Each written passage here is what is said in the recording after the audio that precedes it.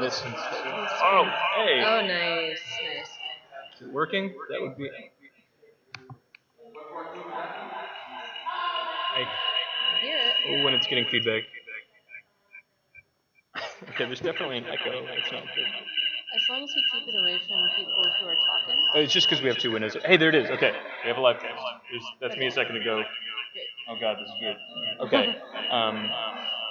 How do we stop the echo there? Because I think turn off the sound. It sounds like it's saying. Oh, you're right. Okay.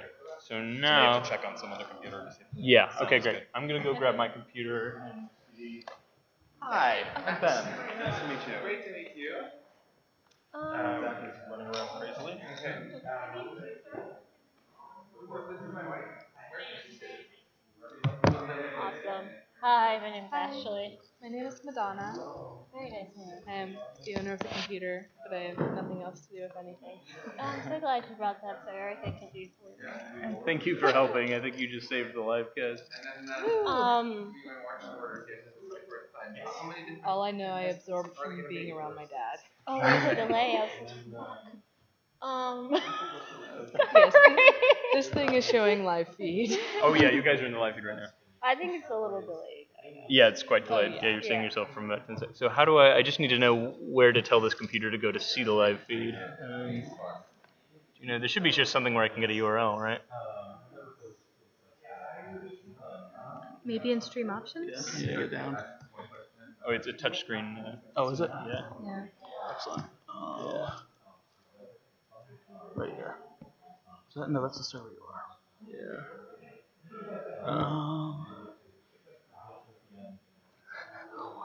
It says there's one person watching. Someone is watching our awkward attempt to make the live stream work. So What's the account it's on? It's the BAHFest account. Okay, so you should be able to go to like the BAHFest account? Yeah, and it should have the live stream, so we can get the. We should be able to get the URL of that. BAHFest logo up with it so we can capture it as a logo on the projector, so that we can cover the slides. Is there a logo on the? I don't know what's on Yeah, water bottles over here from me. There was another on my I'm computer. definitely on the BAHFest channel. But I think there's more about that one. Yeah. Two people watching now. Should I ask in chat? Yeah, could you? Let's see if I can pull it You up. just asked them if they're getting audio, that's all. How did they find it? This is amazing. I don't know how to access my own Asking the live feed. viewers.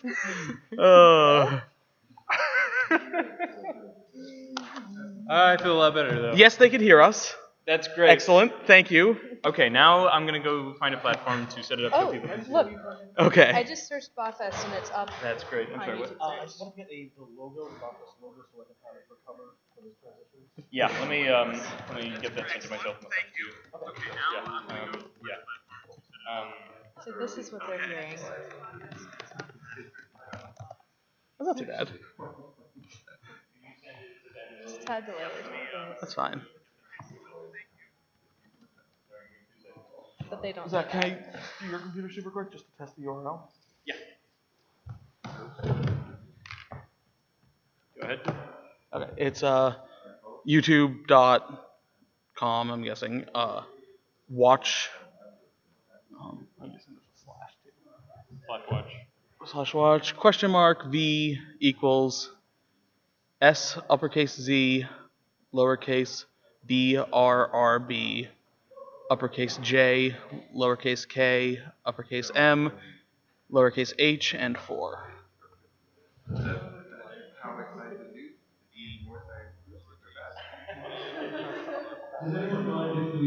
is good enough. Yeah, I just wanted to work. Okay, I'm gonna tell them they can let audience in. Okay. Where do you want this? That's what I need to figure out. We need some sort of platform down front where we can sit it, and we need power run to this laptop.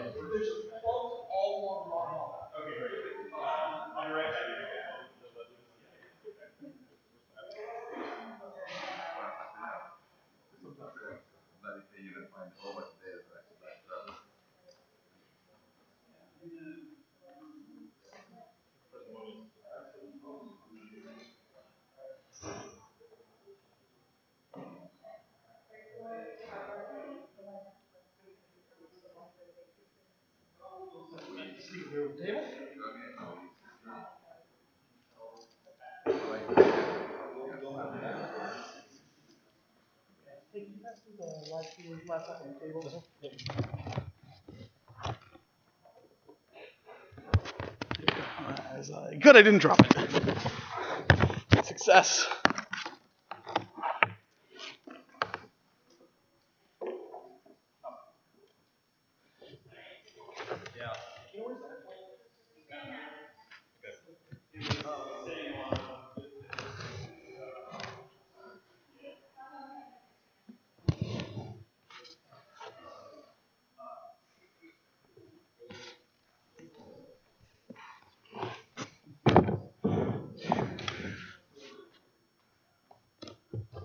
Hey Zach, how about this?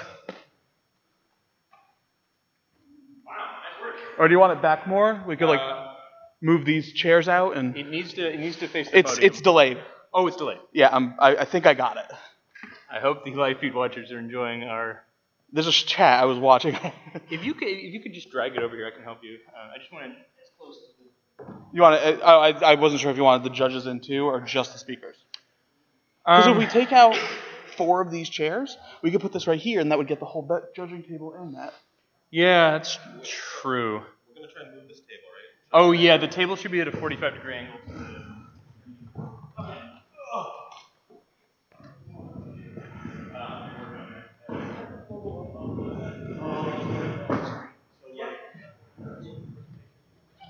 That? Yeah, absolutely. Back more. Unless the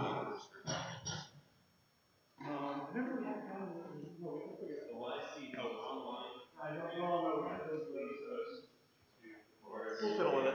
put it number 1 and then see what happens. Sorry.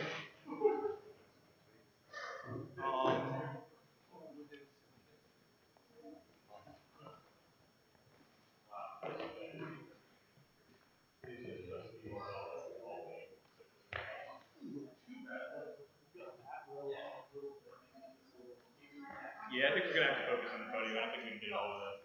Yeah. Well, I'll move it back, see how it looks, and then I'll move it back and see how it looks. But Yeah. with how that's angled now, we have to angle it so the judges can see the screen. exactly. Yeah. Do you want to move it that way? So it's not And Ben, Michael emailed you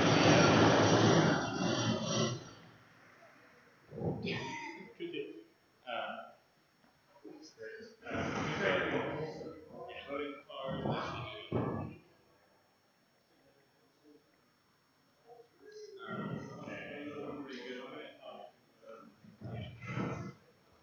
I'll move that.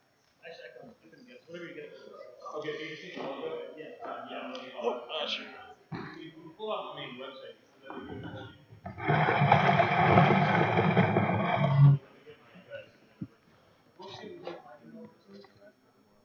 Yeah, that'd be great.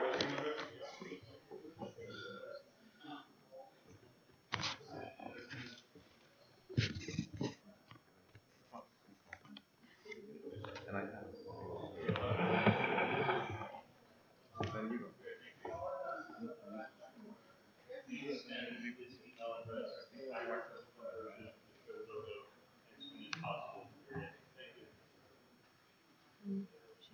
Probably be sitting somewhere close, so in case if the screen goes black. We can just change the settings on battery saver mode to make it so it doesn't turn off. I'll do that quick, but it's not like charging though. I hope that outlet works. If not, we gotta passing. Doesn't say charging, so there's like a ton of them.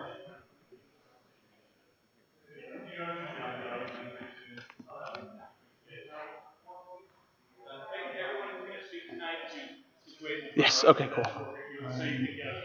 Power options. Change. I'm the only one that needs to log in. Okay. Yeah. Change when computer sleeps. Turn off display when plugged in. Never put the computer to sleep. Never. Is this your computer? Yeah. Just remember to change that later. Oh, It's when it's plugged in. So. yeah.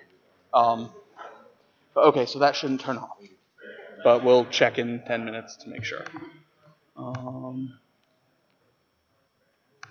hasn't turned off. Yeah. Oh gosh. Everyone's watching me. I'm scared. That looks like it's good on the stage, though. It's weird watching this in delay. Like watching myself. It's creepy. Anyway.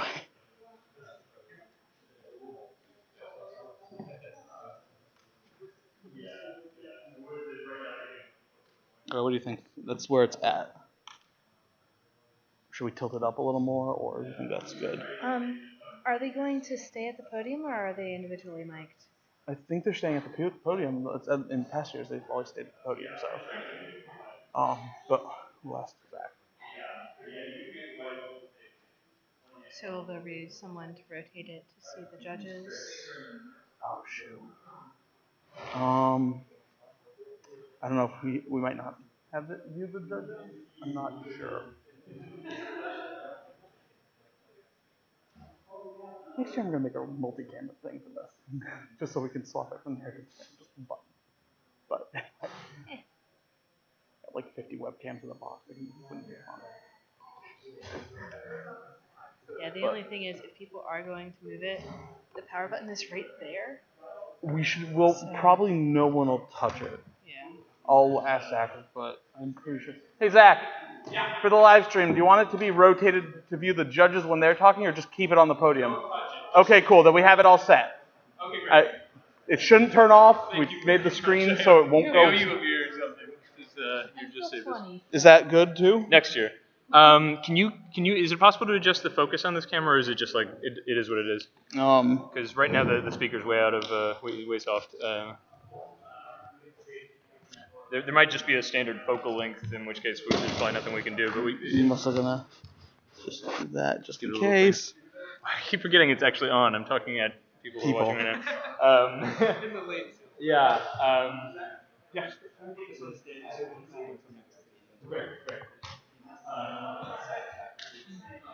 Yeah, if there's any way you can get the speaker less soft by moving it around or anything, that would be great. Yes. Yeah. Is it just using? Yeah, you're welcome to. Let me.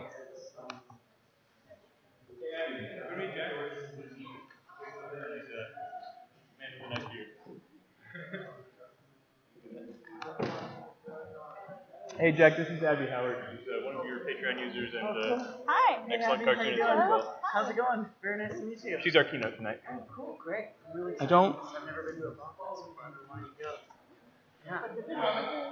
How's it going?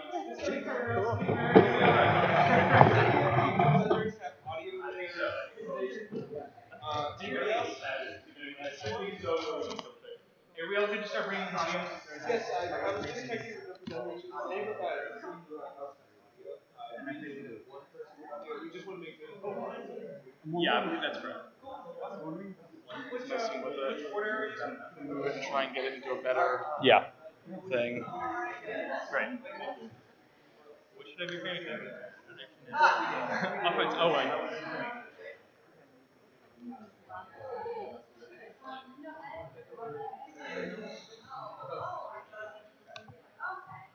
Oh.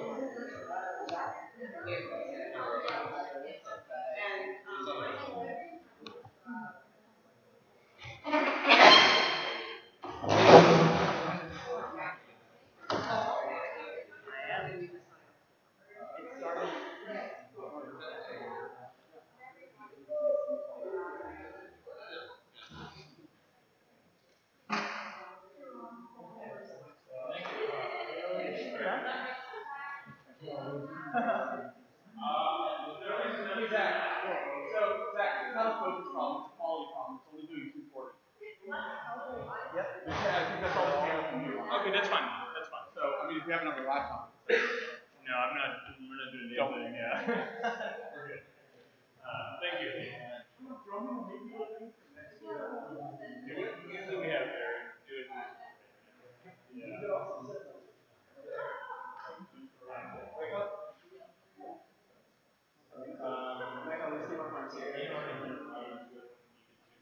Yeah, just double check. Okay, yeah, just double check.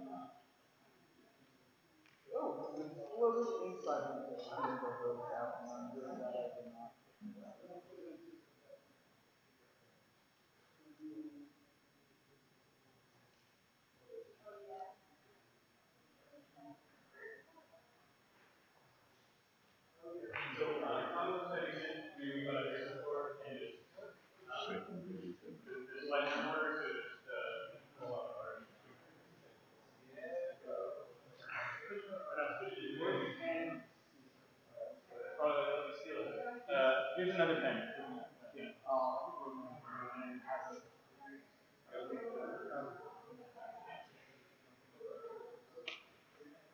Thanks a lot, by the way. I really appreciate it.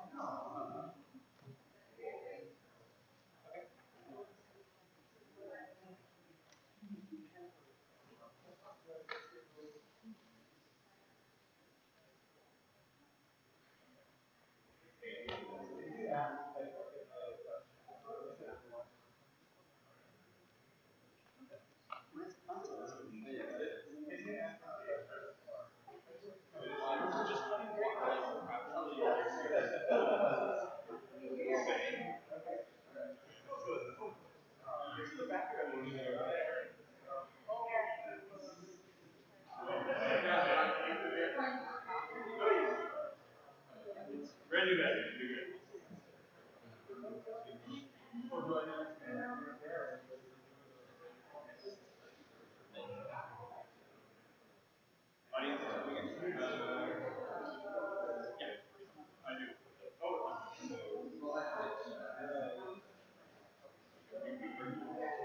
Yeah, I'll just do it.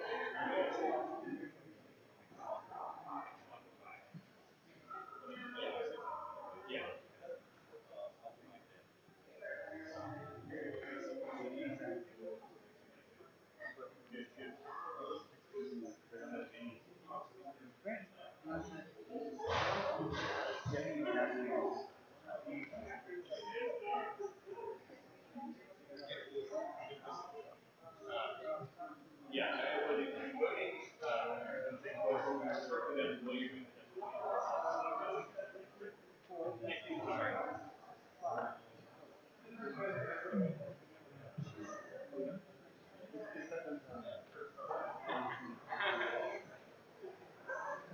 Okay, great.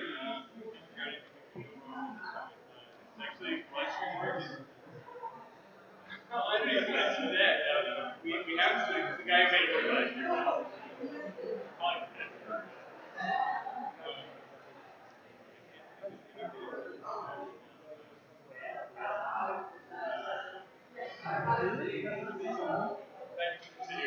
year.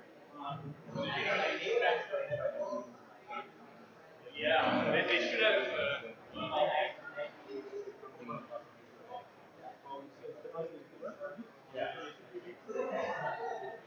Oh, so they are here. Well, on the live no, no.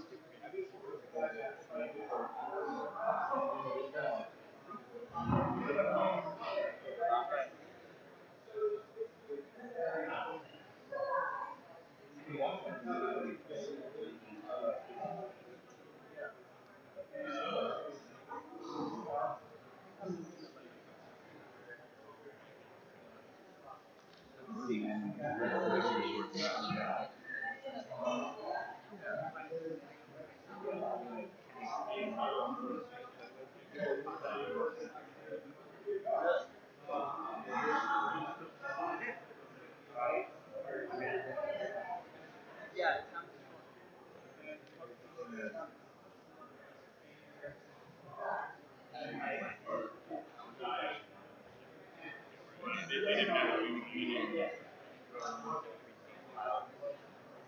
You actually oh yeah.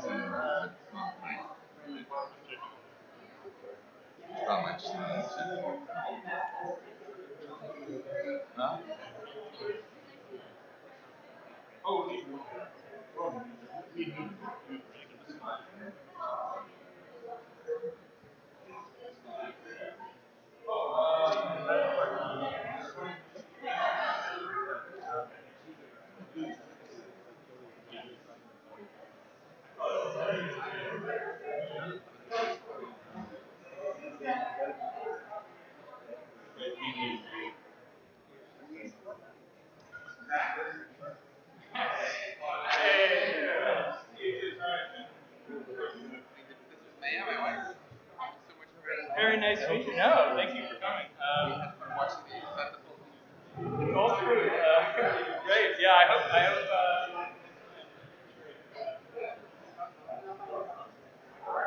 Yeah, yeah, it should be fun. Okay, good.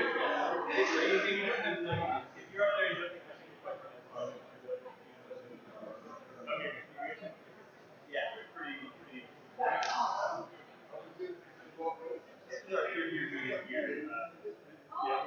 We do a couple now.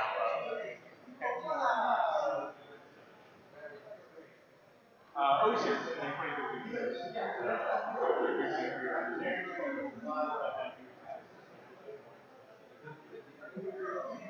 It's fine. It's just on a contract. It's just joking about it.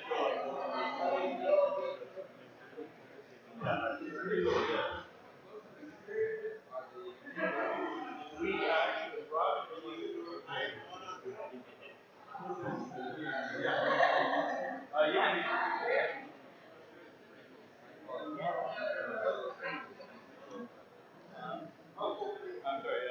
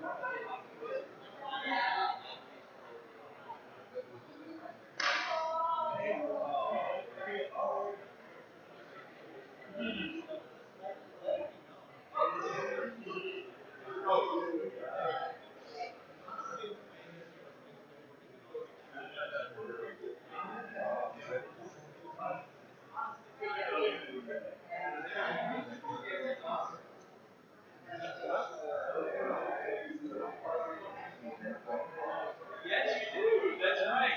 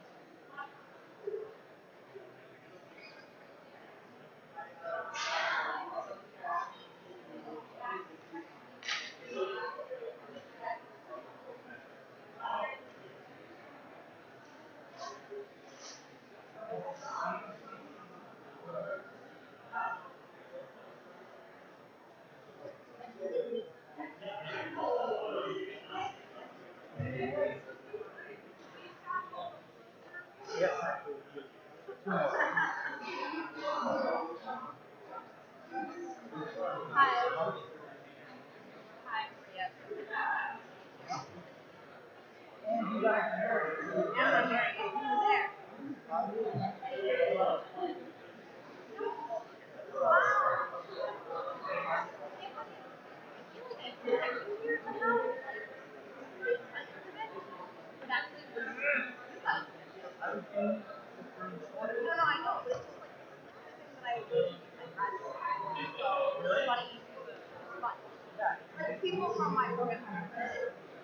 been wanting to go to BAHFest for a long time, but I haven't felt it.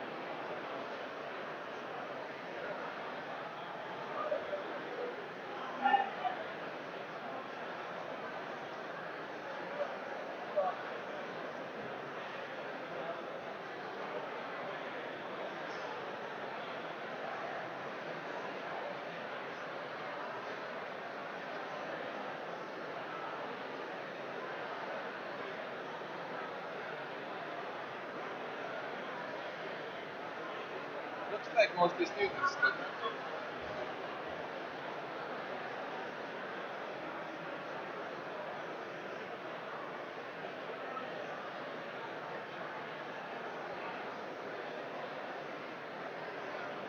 Daniel Miller.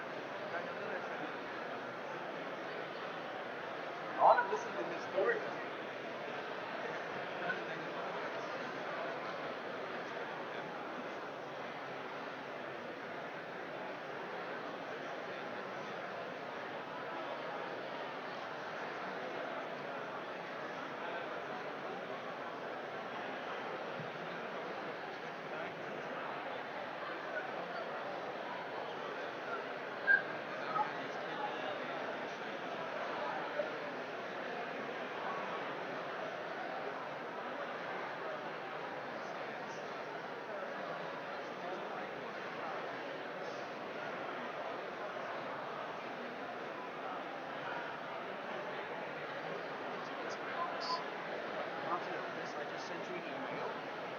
Hello, this is my wife, Ma'am.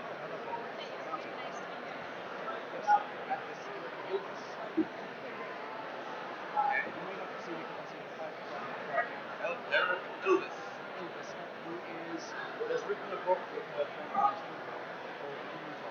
And still, well, we met at the CFAR workshop in California.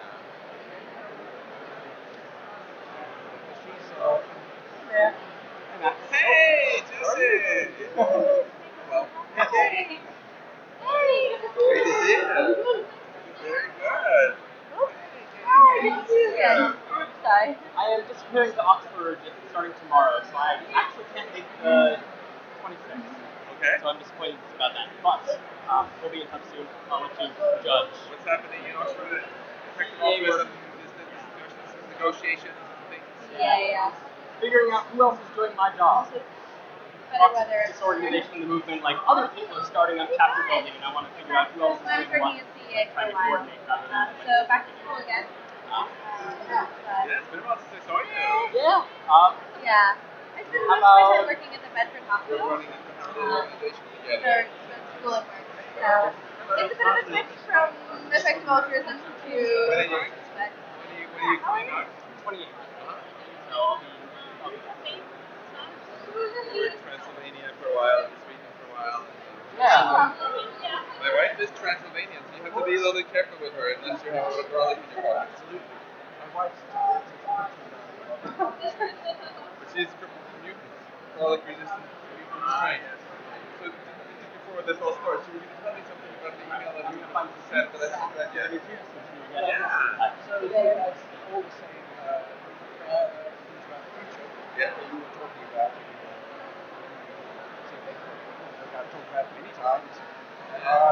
But she is quite a good communicator, I think. And she's been a consultant for years, 10 years or so. She found that she enjoyed working in golf because in longer term than Western countries, because they want their dynasties to continue. So that was interesting. But that wasn't long enough to work out. So it was just a couple of years. So we were really going to include all the future problems we have. But I think she might be a useful communicator for patients, as a point out scientist.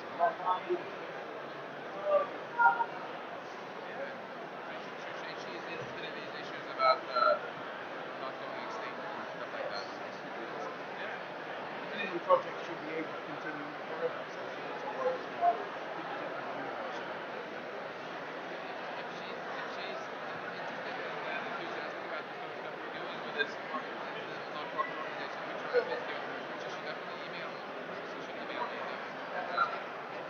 Put her email in your thing. She's also, as a result of this, she's a consultant who's now working on Lunar Market.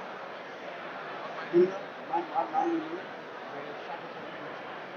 So, He was at the coming in Harvard. and that's why we met, because I was in Luxembourg at a meeting on space mining, space resources, designing an asteroid mining for a fairly similar reason. Could come. Is this a special justice room? I think so, yeah.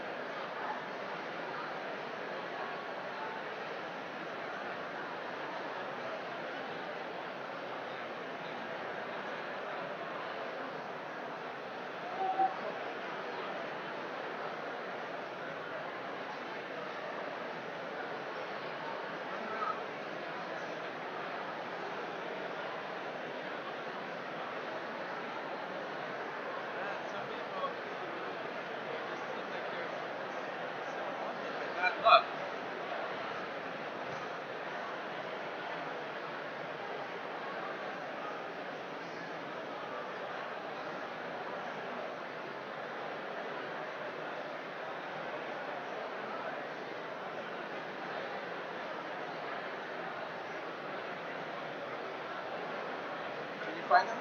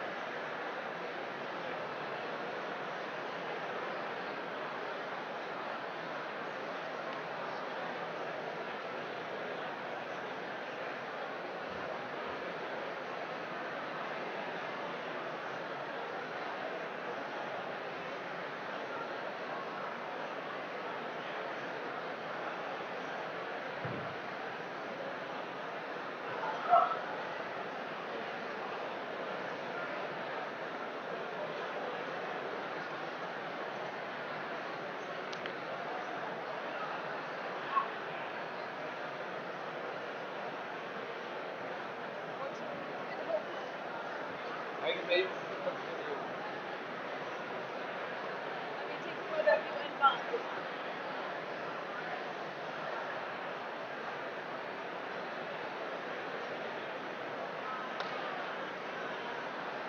One more.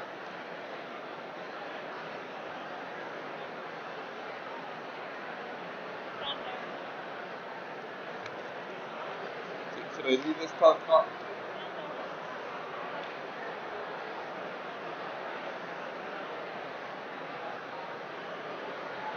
Right next time at the lecture or those glasses?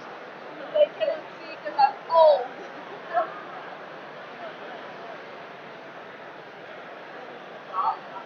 I'll put.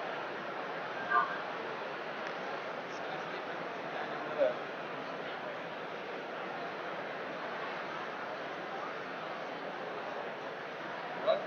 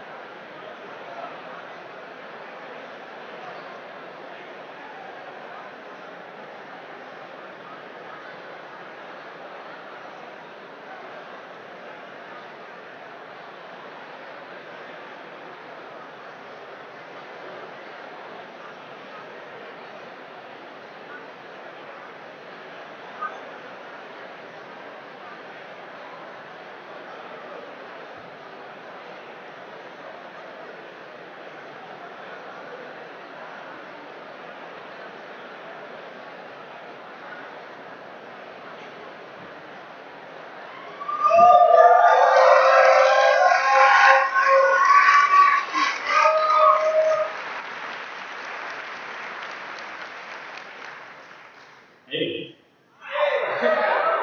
My name is Zach Peterson. I draw comics on Saturday morning breakfast cereal. Thank you. I'm not a fan of it. I think it's kind of puerile, pseudo-intellectual. I don't know. Well, hi. Thank you for coming out. It's always a real pleasure to do a show at MIT because of the sheer volume of turbo-nerdery that goes on here.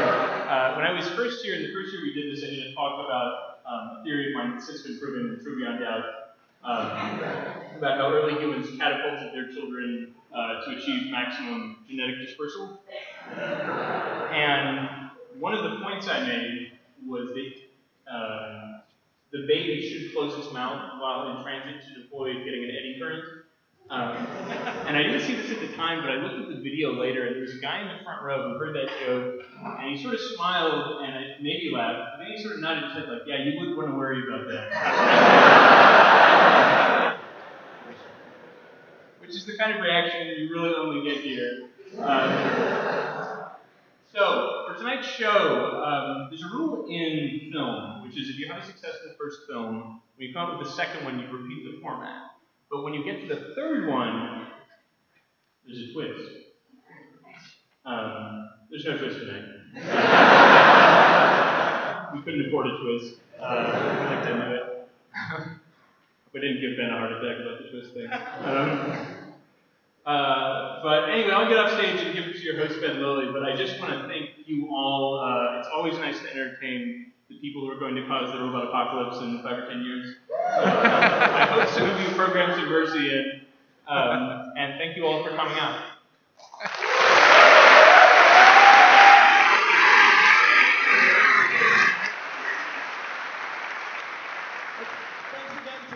For creating this and inviting you all here for the insanity that's about to come. Big thank you to Zach again.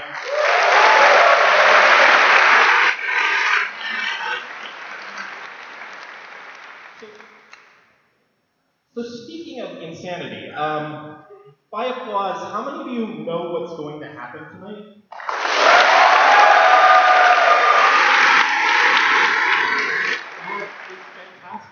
How many, by applause, how many of you do not know what's going to happen tonight?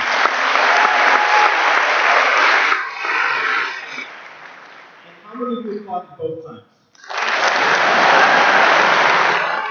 Alright, true nerds, they know that those can intersect. So for those of you who don't know, this is BAHFest, the Festival of Bad Ad Hoc Hypotheses. This is where you will hear talks about evolutionary theories that are completely and utterly correct, beyond all doubt. My name is Ben Lilly. I run something called the Story Collider, where we have people tell true personal stories about science. I would invite you to look it up at storycollider.org, and that's all I'm going to say about that tonight, but please do. Thank you. So I live in New York, and it's where I do this, and whenever I come up to Boston, I'm always struck by the differences. And whenever I come up to BAHFest, it's always interesting to me how many of those differences can be explained by evolutionary adaptation. So for example, one of the weirdest things about Boston, if you're a New Yorker, is that the subway, the T, stops. Like at, what, 12:30? Right when you're getting going at the bar. And I wonder, why is this? Why would you stop the subway just when people are wanting to go out, wanting to get home safely without driving drunk and crashing in cars? Don't do that.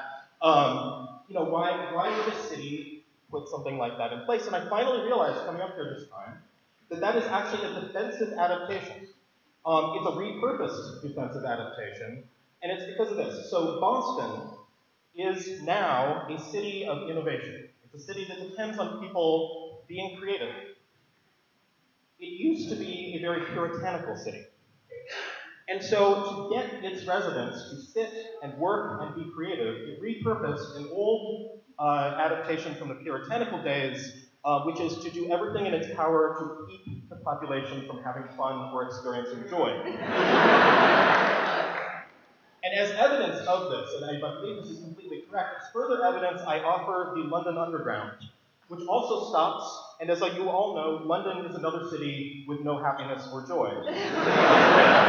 So there we go. I think that explains one of the major differences between New York and Boston.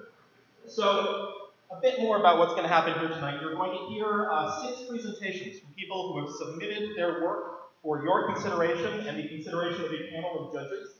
But before we get to that, we have a very special keynote presentation to set the tone for the evening. And so, are you all ready for your first bad ad hoc hypothesis?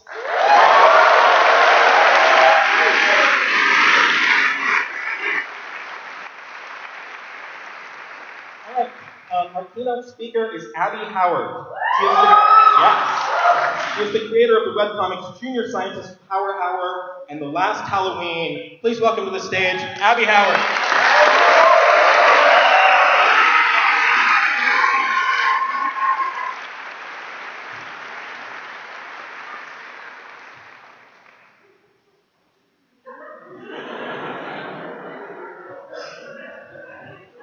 Good evening, I'm Abby Howard, and today I will be discussing the negative repercussions of the repopulation of deer species in the lower United States. We tend to think of predators as vicious, unstoppable killing machines, and the greatest risk to humans they could have to offer, which is partly why we tend to think it's cool and fine to kill them on sight. Because surely they just love the feel of a big human head in their jaws and the taste of our undoubtedly delicious flesh. Not like the kind or herbivorous deer who would never hurt anyone. But let's look at how many people have actually died due to large predator attacks in the past 100 years. As you can see, these numbers are not exactly significant. Meanwhile, let's look at the number of people who died in deer-related incidents in the last 100 years. These averaged just under 230 kills per year. In 2014 alone, they killed more people than all large North American predators in the entire century combined. The ways in which they do it vary. Of course, when hunters wander into their territory, they tend to cause many a hunting accident. But some deer go after us even more directly, attacking us in our gardens when we least expect it. Of course, the main is traffic collisions. Deer are involved in 1/6 of car accidents, a total of 1 million per year. Of those, over 10,000 result in serious injuries, and over 200 result in death. Of course, due to the inconsistency of reporting deer-related collisions, these numbers are a low projection. Deer may be involved in far more accidents and deaths than we think. But why, you ask? Why are the deer killing us? The leading theory among experts is that the fearless monsters. We seriously depleted the populations of their natural predators. The grizzly bears, for instance, were once over 50,000 strong, but now there are only 1,500 left. The decrease in predator populations means that throughout most of the U.S., deer have no natural predators. Research has shown that this causes a lack of natural prey in the environment, leading to a personality shift in a large percentage of the deer population. This group is more willing to take risks and put themselves in dangerous situations. They've been known to throw themselves and into lion enclosures. They stand in the middle of busy highways. They even assault and kill the elderly, as well as steal secrets. This has happened multiple times. It is clear the lack of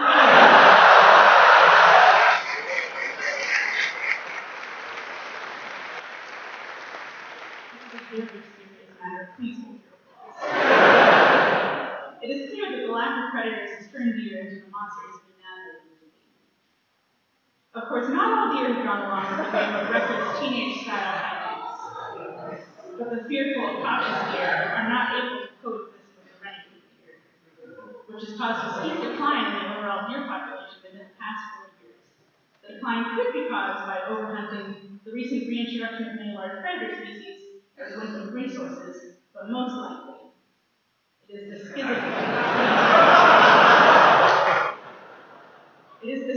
between the deer of the past and the deer of the now.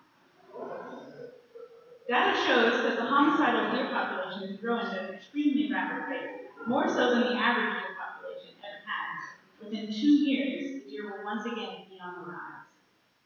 But this time, they will all be unstoppable murderers, incapable of doubt or regret, and humanity will be at tremendous risk. Here is the 2014 deer density map for Pennsylvania, the most at-risk state for deer-related deaths. If the deer were to start increasing now, in 7 years we would expect to see a map like this.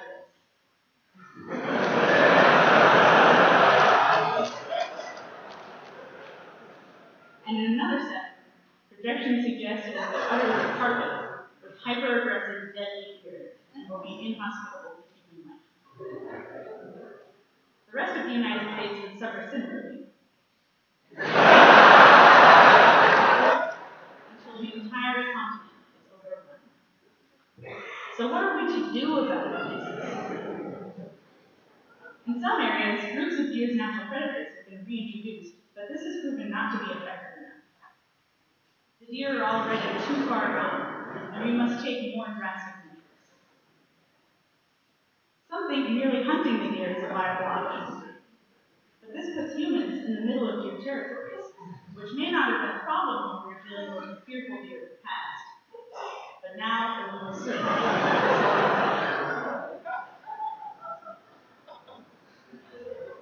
The top homicidal deer experts have compiled a list of more viable solutions to our deer problem. 1. Create robotic versions of apex predators.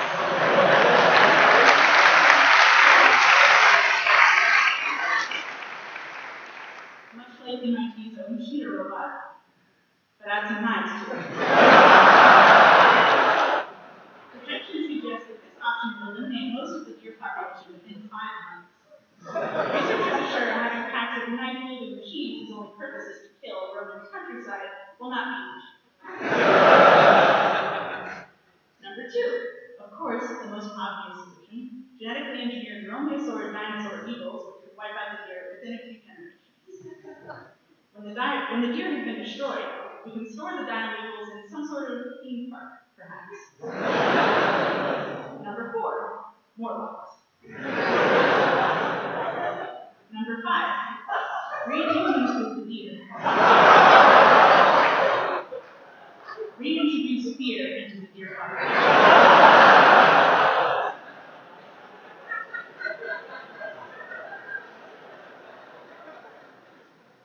Number 6, genetically engineer the hottest deer possible. All the deer will want to breed with this deer and this deer only, thereby ending the deer once and for all. We believe that through some combination of these solutions, we can end humanity's deer problem before it gets any more out of hand than it already has. Thank you, and please stay safe.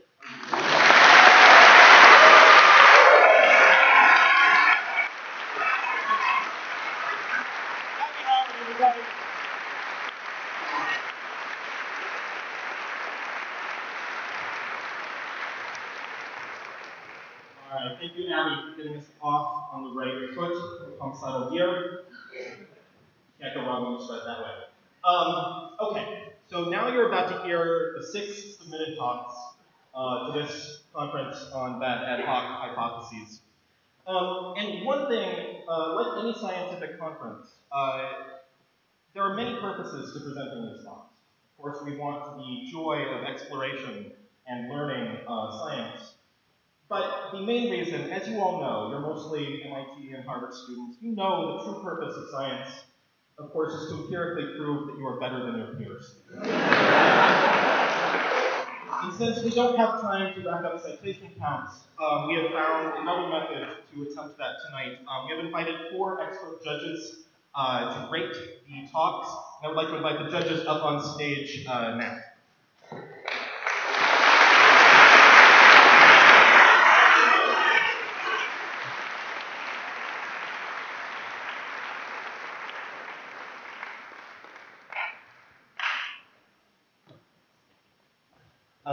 Now we get to watch 4 people walk across the stage.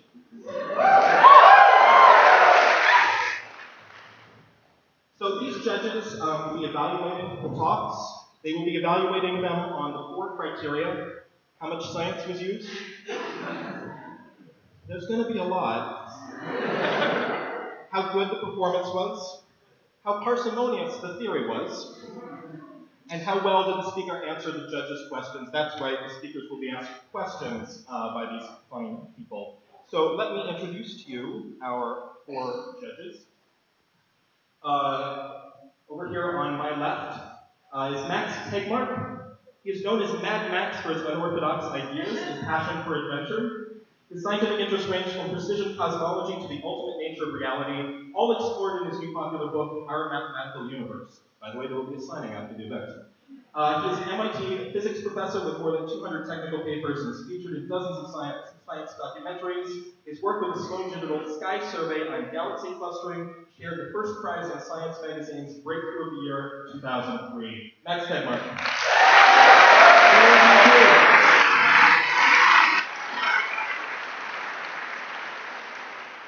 Now, what we thought we would do, reading someone's bio is one thing, but we thought we would also give you a little bit of insight into the judge's personality. I'm just going to ask them a little quick question to get a sense of their personality. So, Max, what is the fundamental nature of reality? Oh, what a softball question. Of course, it's the giant, reality is just the giant mathematical object of which we are self-aware substructures. That's pretty good. I'll be honest, I wasn't expecting a real answer. Next up is Rosemary Moscow. Over here, I'm jumping around. Rosemary is a science communicator, and she makes nature cartoons at birdandmoon.com. I encourage you all to look at that. Rosemary Moscow.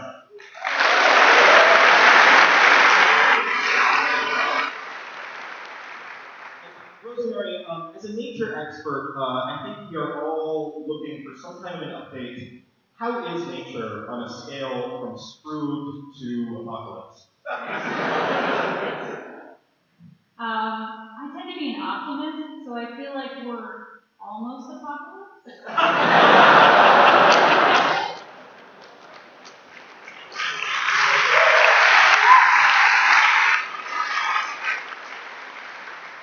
Our third judge is Robin Abrams. Robin Abrams. My voice is cracking. I'm very young. Robin Abrams writes the Misconduct Advice column in the Boston Globe and works as a research associate at Harvard Business School. She has a PhD in psychology and is married to Mark Abrams, creator of the Ig Nobel Prizes, which just happened. Robin Abrams.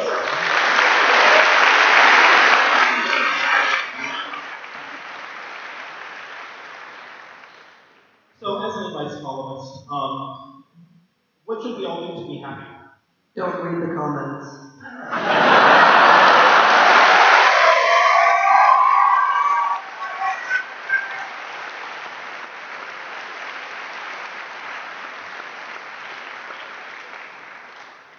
You're getting 100% correct answers. Our final judge is Michael Anderson. Michael is a First Amendment lawyer. In high school, he earned a 5 on his biology AP exam.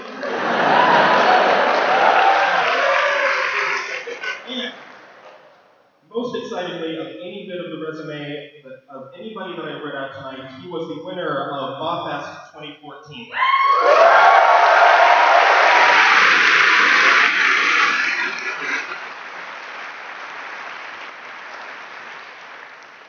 So, Michael, as a First Amendment lawyer, could you please say a sentence you are not legally allowed to say? Why'd you pull me over, officer? Spare change, but I'm a reporter, Mr. Trump. Here's a list of NSA data mining programs, and ultimately, why are we here? Right, don't say that the next time you are pulled over. All right, a big thank you to all of our judges.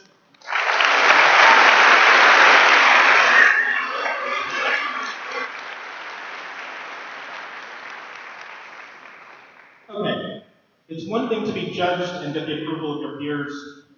It's another thing to get prizes. And there are also prizes. So here, walking out with the wonderful prizes, is Saturday Morning Breakfast Hero's own Zach Withersmith.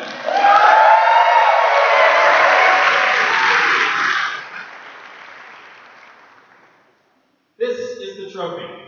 This is the BAHFest trophy. It is a statue of Darwin saying, "I guess so." We're going to put that out. This was brilliantly 3D printed earlier today. I believe it came to us just off the press. In addition to the statue, there are 2 books by Zach, Augie and the Green Knight, and Science, Ruining Everything Since 1543.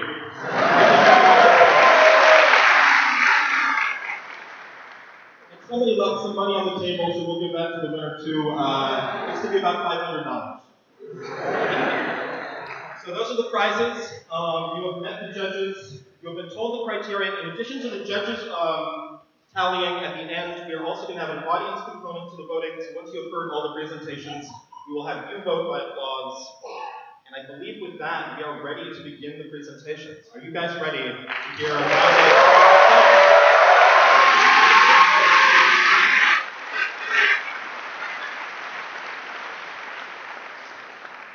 All right. Our first presenter is Alex Rothfuss. Alex is a junior at Anderson High School in Cincinnati, Ohio. He enjoys a wide variety of subjects and looks forward to having a meaningful biography someday. Please welcome to the stage, Alex Rothfuss.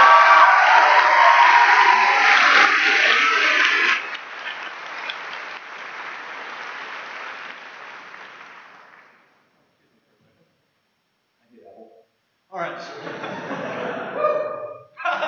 How does humanity survive through its early years? Homo sapiens were the skinny, big-brained creatures of their time. Essentially, the nerds of the animal kingdom. Now, while they were excellent engineers and innovators, their fighting skills were, as you can see, lacking. They were much more interested in painting pretty pictures than in defending themselves. So, with this in mind, one must wonder, why didn't mankind go the way of the dodo?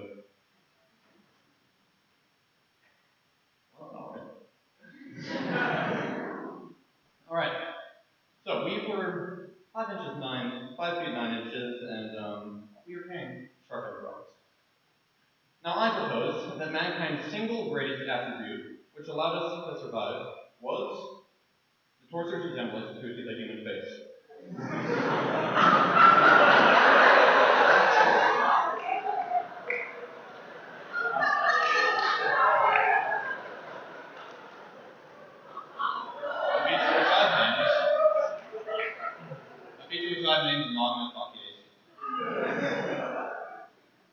Mimicry is a common strategy in nature, and is seen in all manner of species. As with these creatures,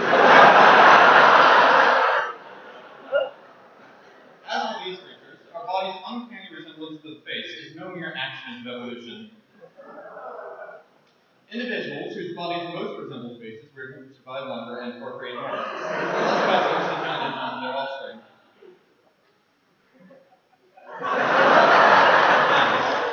Before we get started, let's note the differences between humans and animals, and let's start by discussing the nipple and the areola. Other animals' nipples will darken when producing milk, but humans are the only creatures that constantly exhibit discoloration in the nipple. Now, I think there's a relatively simple explanation for this. The nipples were mistaken for eyes by predators. Next, let's discuss the navel. While all mammals, aside from marsupials and monotremps, have navels, these are usually covered by fur or scar tissue. Mankind's uniquely conspicuous navel seems to have no purpose, and can only be explained as an evolutionary adaptation to make the belly button resemble the mouth.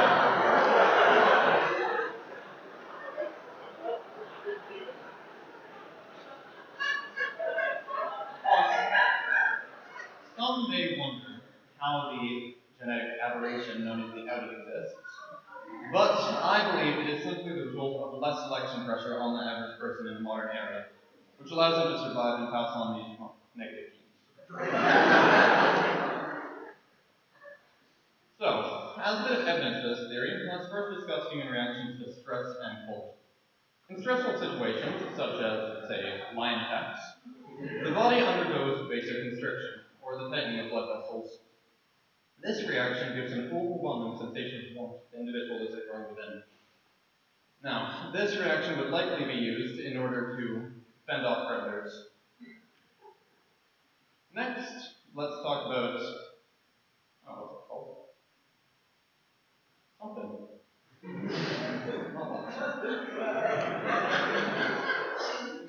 Alright, next let's talk about paradoxical undressing.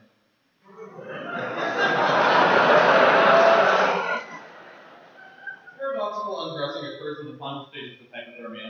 And it, well basically, when you get really cold, you want to take your clothes off. So, I think that the reason for this is so that you can scare off predators and scavengers when you were unable to defend yourself. Now, evidence for this is even provided by legendary heroes and villains. Yeah, they would use their torso to threaten enemies and assert dominance. This intimidation power happens to be the only possible explanation for the bad nipples.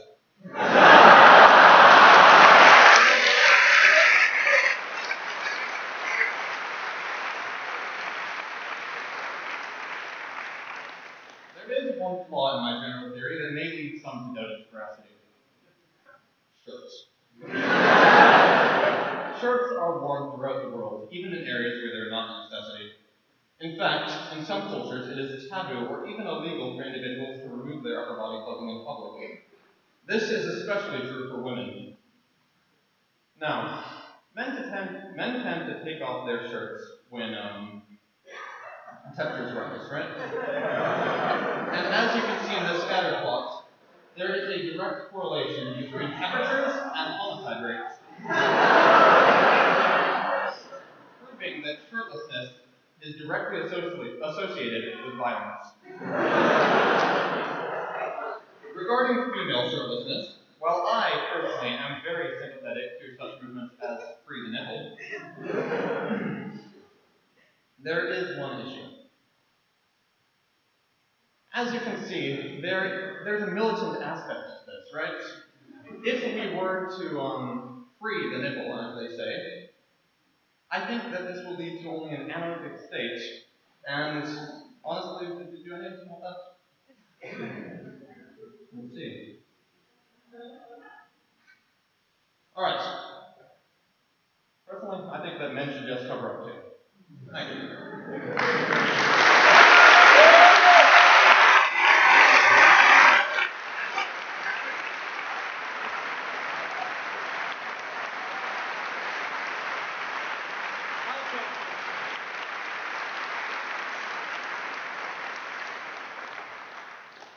All right, do we have questions from the judging table? Max is nodding vigorously.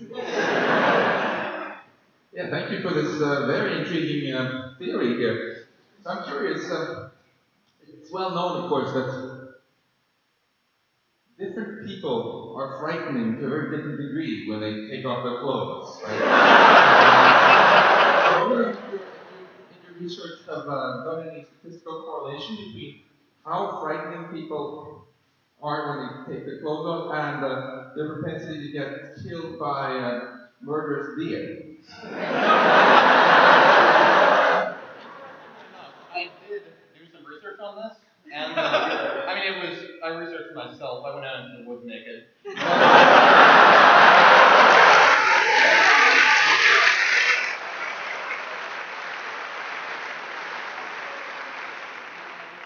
much that I didn't put a picture here. But I was chased by deer. I was not killed. Rosemary?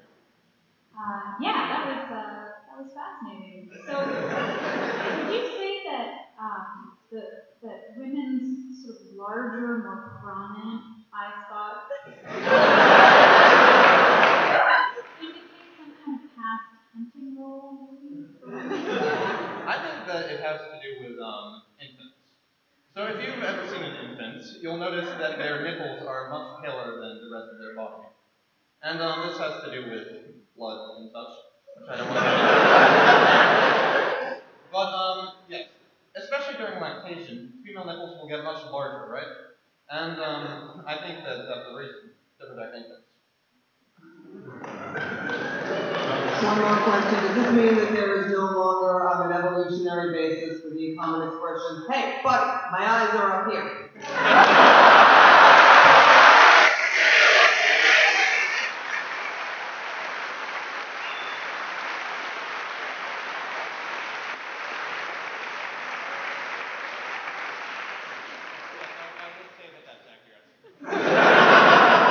All right, Alex Rothfuss, everybody.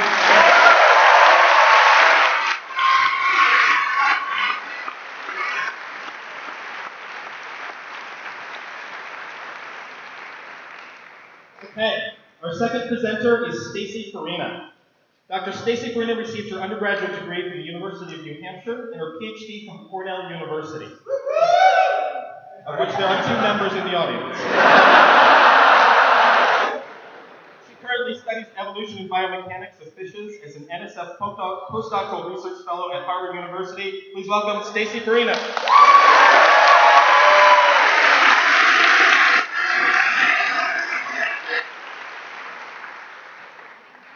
Thanks to the organizers and the judges and all of you guys and our future dear overlords for a wonderful event. And so today I'm going to talk to you guys about the evolution of pelagic larvae in fishes as an adaptation to avoid parent-inflicted mortality. So what does that mean? So what are pelagic larvae? So when fishes reproduce, they release a bunch of eggs out into the open ocean. The eggs hatch there up in this pelagic realm on top. And the larvae develop in that open ocean hundreds of miles away from their parents. So why would this be beneficial?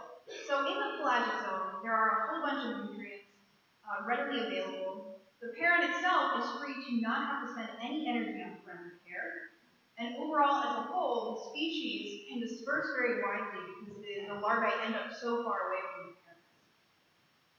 However, there is a downside to this. So associated with pelagic larvae is a very high mortality rate compared to other organisms with the same body weight. So this mortality hit is so high that we believe there must be another reason for pelagic larvae to evolve. It can't be explained by these other factors, the other benefits that we just discussed. So what is an alternate explanation for why you would have pelagic larvae? Well, our hypothesis is that fishes make horrifying In other words, it's better to be floating hundreds of miles away from your parent than to risk being parented by them if you're a fish. So only about 20% of fishes actually have any parental care at all. So let's look at what some of those parental strategies might look like when there is some parental care. So first there's nest guarding. So the parent fish will guard a bunch of eggs, and you might think, oh, that's nice, the daddy fish is guarding his eggs and keeping them nice and safe. Well, in reality, cannibalism is extremely high among nest guarding fishes. Not exactly a great strategy. Another strategy is mouth brooding. So this is a jawfish with a bunch of larvae in its mouth. And if you were to zoom in on the faces of those little larvae, you might see them screaming in terror because cannibalism is also really high among mouth brooders too. Proximity to mouth doesn't really help with that. Also not great.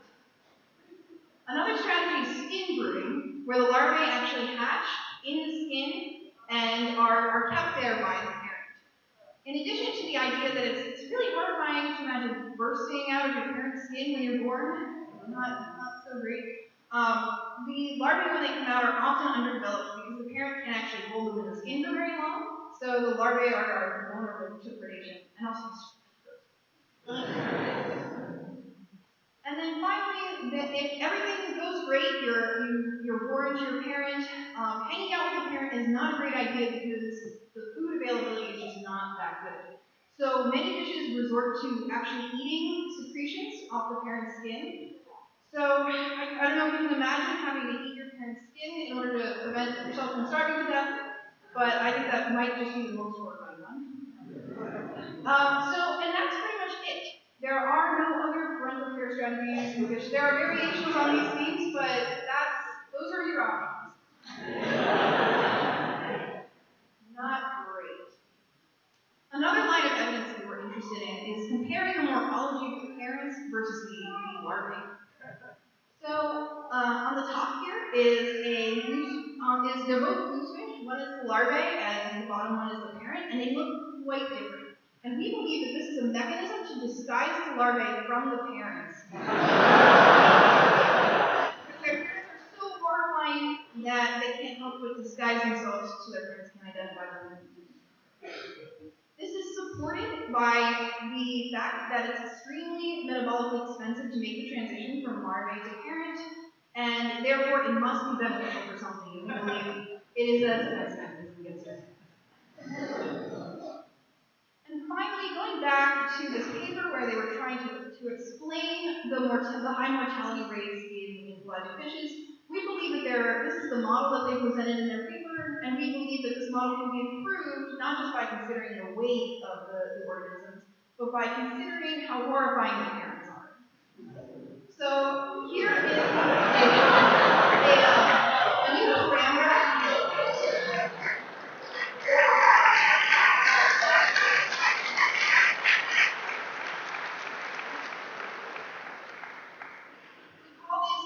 Parent-inflicted larval mortality parameter. It's explained by something called the horror factor that's still in development. You can imagine quantifying in some way the level of horrificness of particular strategy. And we believe that developing a parameter like this would actually help to explain a lot of the mortality that you see in pelagic fish. And finally, we wanted to consider the evolutionary implications of having horrifying parents to begin with.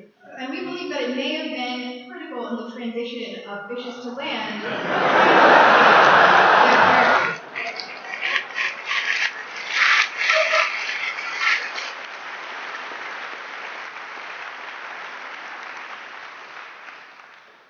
And with that, I will take any questions from the judges.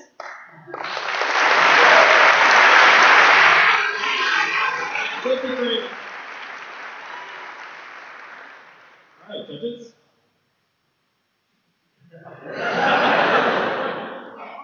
Well, the good news is they escape their parents. The bad news is they become their parents.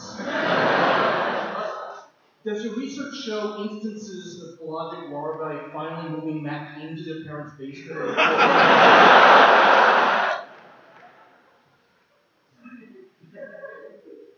the absence of basements in the ocean environment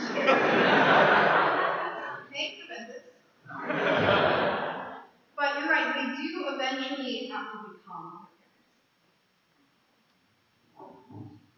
I'm curious of whether you've adopted the central scientific paradigm of also carefully examining alternative hypotheses for this admittedly somewhat fishy theory. So, considering the possibility that there could be other reasons for why they might have moved away, such as, maybe child abduction, fish napping, or maybe climate, or maybe in-state tuition is so high.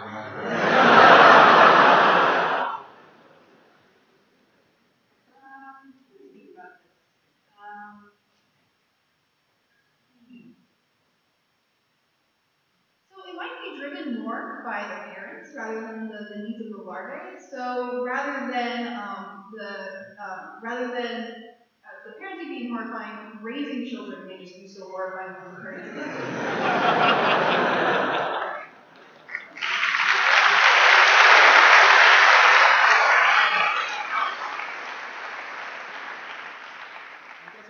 Parents over here where the applause started.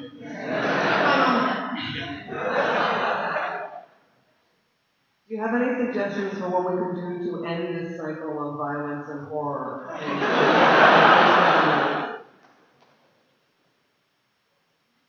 Perhaps reducing cannibalism, maybe. I think that one's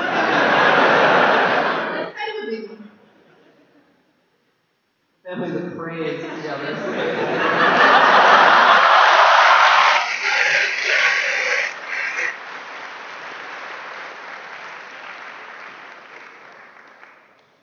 I'd like to ask a personal question. So, are you planning on having children? And if so, which strategy do you plan to use?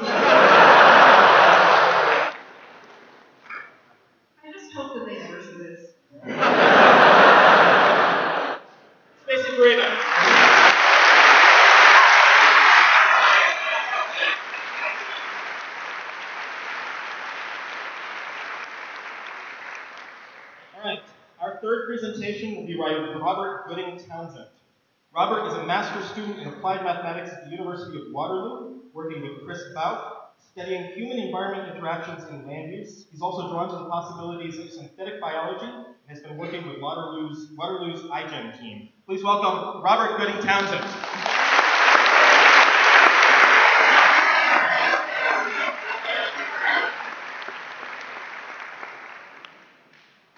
Thank you, Ben. Yeah, as Ben said, I'm from Canada, and so thanks for welcoming me here tonight. And sometimes it's cold up there, we have nothing to do, so we think about things like this. So, the role of alcohol in human evolution has often been neglected. I'm here tonight to fix that for you. 10 million years ago, human ancestors developed a mutation in the alcohol dehydrogenase enzyme ADH4. This allowed them to metabolize ethanol 40 times faster. Ethanol is a rich energy source, and there was no competition. Alcohol became the primate niche. However, consuming alcohol has consequences, as I'm sure all of you are aware. Intoxication is not much of a problem for solitary animals. They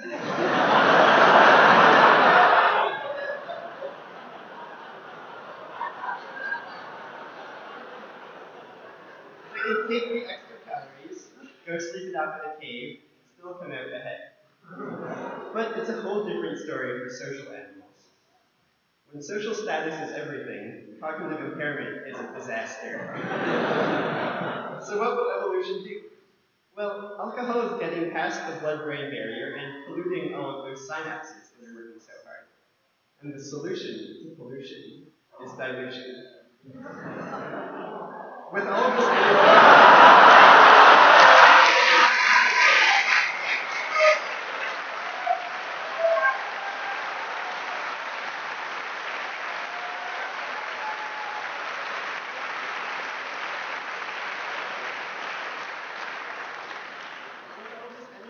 it's not a problem to grow a bigger brain. So that's what we did. And then once we have this bigger brain, what's it going to do? Well, it does the same social modeling as our brain has always done. And when it does this,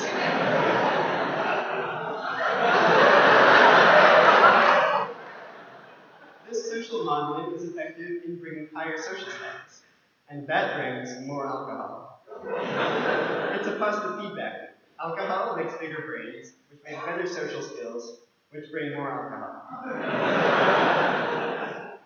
Some of you will recognize this as a social intelligence hypothesis, except here it's all powered by alcohol.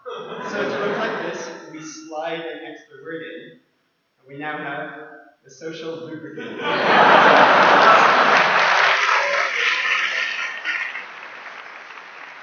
look at the broader scientific context for this idea. Evolutionary psychology has found that the brain is made of separate modules. Each module functions as an individual watertight compartment, which should prevent you from getting too sloshed. Just like the Titanic. For example, the module that says, I should go talk to that girl over there, is totally unaffected by the loss of the module that says, I am functional enough to hold a conversation.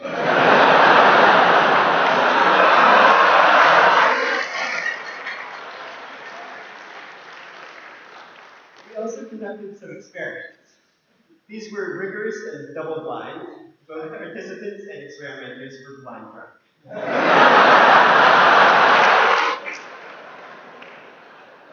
Participants were grouped according to how much their parents drank, and then asked to complete a standard intelligence test. The initial results, as you can see, modestly confirm this hypothesis. Participants whose parents drank more had slightly better performance when drunk. This effect was small but still significant. However, a closer look at the data shows some interesting outliers. And in fact, rather than undermining my hypothesis, these outliers actually reinforce it. This small group of participants with the very high scores in the high parental consumption group convinced the experimenters to write the test for them. The implications of this hypothesis can be found going back throughout history. 18th century England had a huge influx of gin from the expanding British Empire. There was so much of it that leading public figures proclaimed a gin epidemic. The fabric of society was being destroyed. But as it turns out, English society was not destroyed. This drunken, ungovernable set of people produced the Age of Enlightenment and the Industrial Revolution. As it turns out, certain inhibitions are not very useful when making a steam engine, or writing poetry like Robbie Burns. Moving forward in time, the social lubricant intelligence hypothesis also explains contemporary American college culture. Centers of higher education are overwhelmingly associated with alcohol consumption.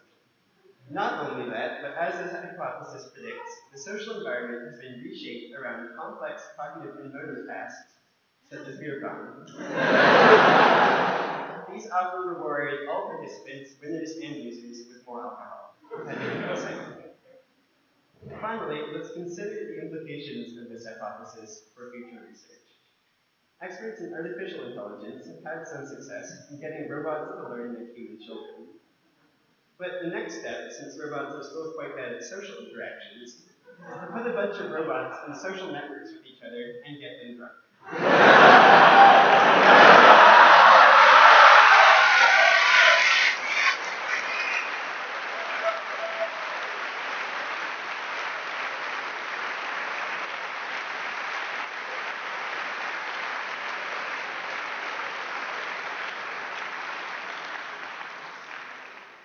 Thank you all for your attention. As I said, I believe that our fluid intelligence is a key part of what makes us human. It is not just an evolutionary hangover.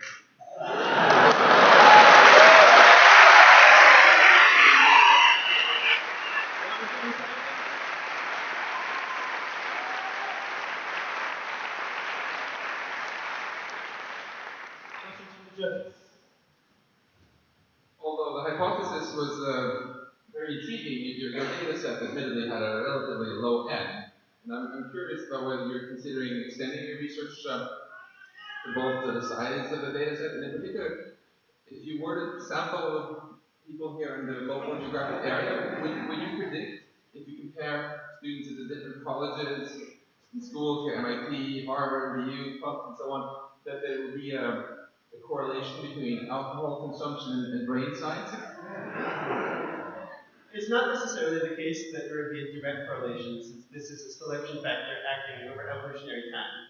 That said, we would still like to gather more data for this hypothesis, and would be willing to recruit participants any night if they want.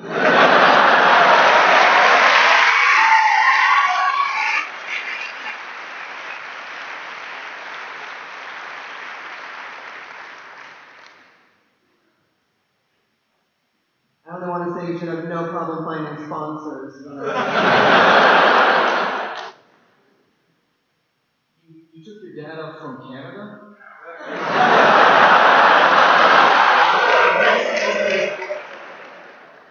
I'd be interested to see what this study might look like in Jamaica. or a culture where there's another stimulant involved.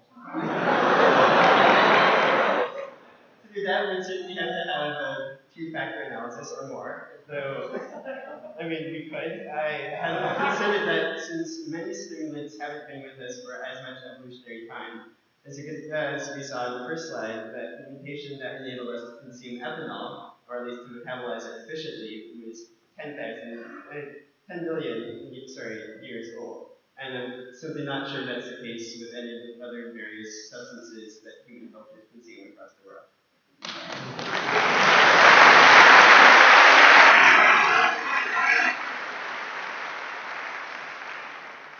I'm a Canadian as well, so I just felt like I should type up.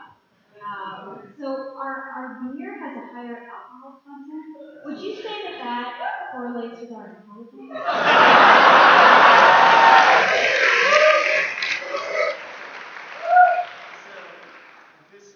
As I said, this is a theory that is taking place over evolutionary time. It is not necessarily the case that higher alcohol content immediately leads to more intelligence. However, centuries and generations from now, this effect should be large enough to enable Canada to take over the world.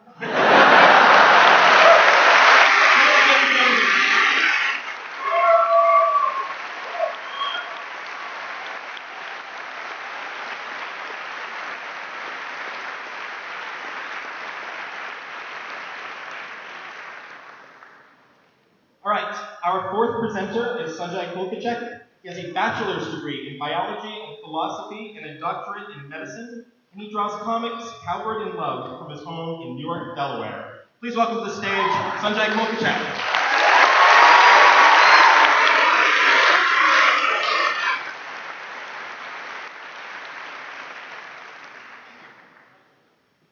Imagine, if you will, you and a partner are on a date. Things are going quite well, and you decide to return to your place for sex. When you get home, everything is wonderful. Candles are lit, music is playing, flower petals strewn across the bed, and if you pull back the sheets, you see a dead rat. Now, what happens when you see this dead rat? I'll tell you. The first thing that happens is that you will feel disgust. And disgust is going to modify your behavior in certain ways. It will ruin in you and your partner what's called the mood. And it will influence you to not consume this rat.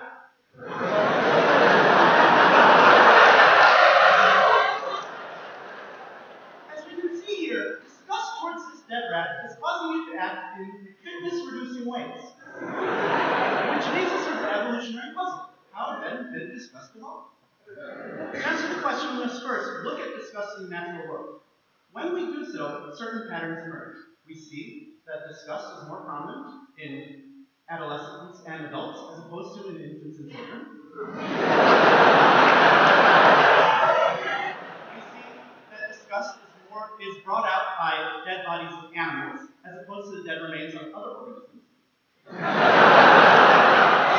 we see that disgust is brought out primarily by small animals. Large animals often produce no disgust at all, or even will attract humans towards them.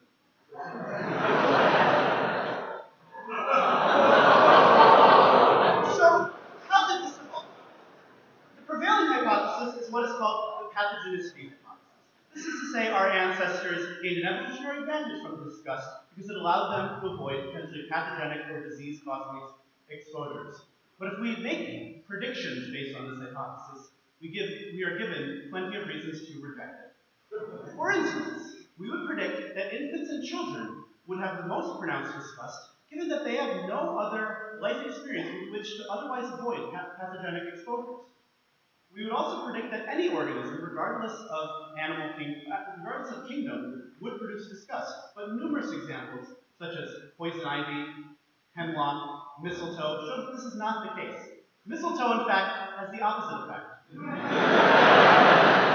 And the pathogenicity hypothesis neither predicts or even explains the relationship between disgust and animal size. Surely, if something as nutritious as a cricket produces disgust, while a dead, rotting pile of blubber that is potentially exploding attracts a crowd, we must reject the pathogenicity hypothesis. But if we did not evolve disgust towards dead animals to avoid pathogenic exposures, what were our ancestors trying to avoid? The answer is parasitism from cats. I will explain. For the last 10,000 years, cats have manipulated human hosts into taking on increasing numbers of their offspring, often with devastating impact on the reproductive fitness of those.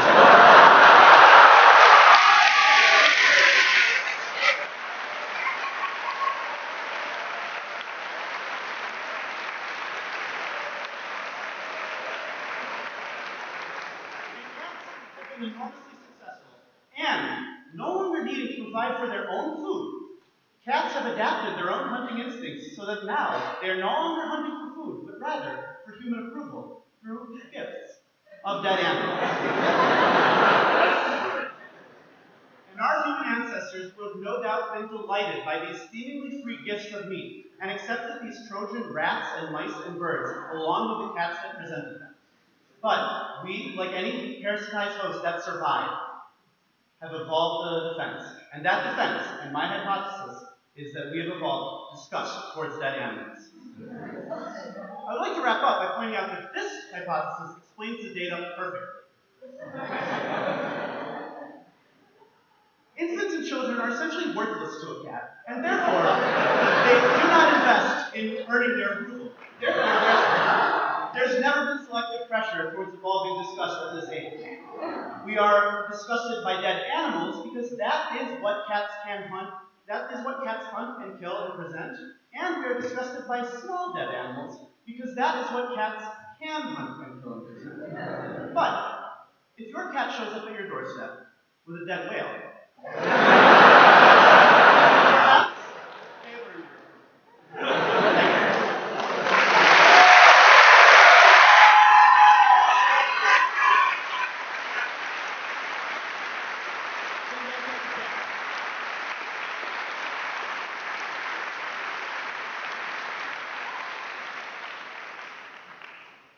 I have to ask you a personal question, if you don't mind. I've had so much discussion about evolutionary pressures and fertility and so on. You have a cat?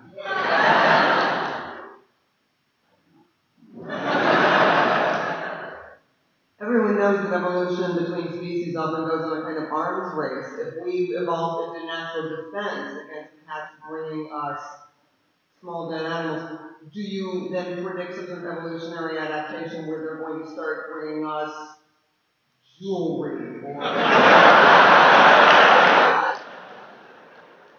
the cat's going to up their game. I think that in the future, we are both at risk of, or not us, but larger animals are at increasing risk of cat hunting. There's also numerous other strategies that cats will use to win our approval and compete with infants. Toxoplasma gondii, for instance, does not kill adults, does not kill cats, but it does kill fetuses. And it is one of the, and it lives in cats and has caused them a lot of... Are the cats working with the deer? I think it is, I think they certainly benefit from that partnership because I think that deers have a much harder time earning human approval. So I think I found a flaw in your theory. I know that sounds presumptuous, but I grew up with a dog, and my dog would regularly bring me wood and other stick materials, and I became a botanist. So maybe there's a problem.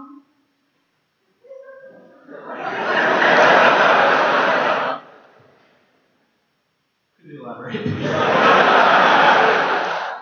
Rather than bringing disgusting mice, my dog would bring me gifts of wood, and I was mortified. I was in fact thrilled, and fed my dog. And occasionally, when I have dates, the dog would interrupt the date. May I ask you a personal question? How many children do you have?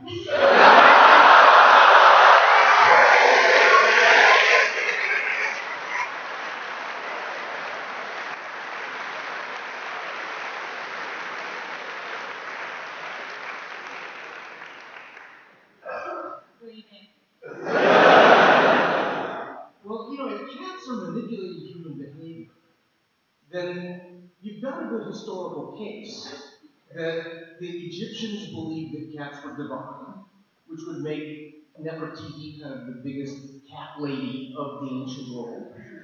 You've got the Middle Ages thinking that witches were somehow being waited upon by cats.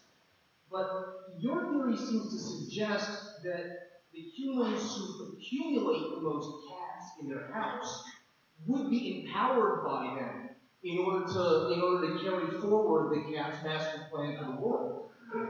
So is that something we have to worry about?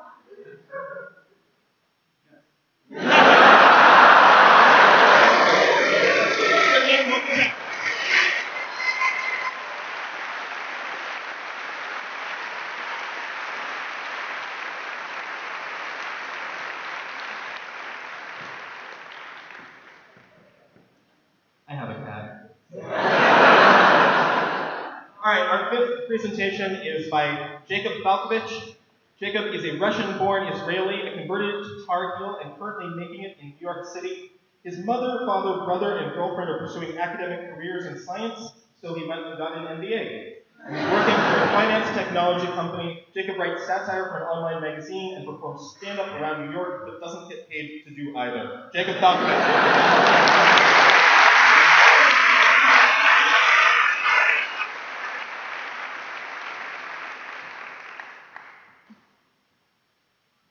like magic. The middle of the night. Loud bump wakes you. Someone's walking towards you. They're clumsy, they're knocking furniture, but they're persistent. You hear a low moaning. It's probably a zombie. Unfortunately, I did not get my zombie research funding approved by the NSF, so we're going to be talking about sleepwalking instead. But I assure you that what you're going to learn in the next 5 minutes is going to turn upside down everything you think you know about sleepwalking. So judging by the looks in the crowd, it's not a lot. So let's jump right into it. What is sleepwalking? Well, sleepwalking, as you can see in the picture, is when a blonde woman stands up and imagination in their hand. But it can happen to other people as well. Because stand up in the middle of the night, people can perform very complex actions like even driving a car. People have no memory of the sleepwalking episodes when they wake up. Of course, the cases that really capture our imaginations are when sleepwalking turns violent. One of the first cases we know from a book by physician John Johnson, telling the story of a Parisian man who stood up in the middle of the night, grabbed his sword, walked across town, swam across the Seine, went to his rival's house, stabbed his rival in the heart, got back home, and most miraculously of all, was found by the courts to be innocent because of sleepwalking. Now, maybe this tells you a bit more about French lawyers than about French psychiatrists.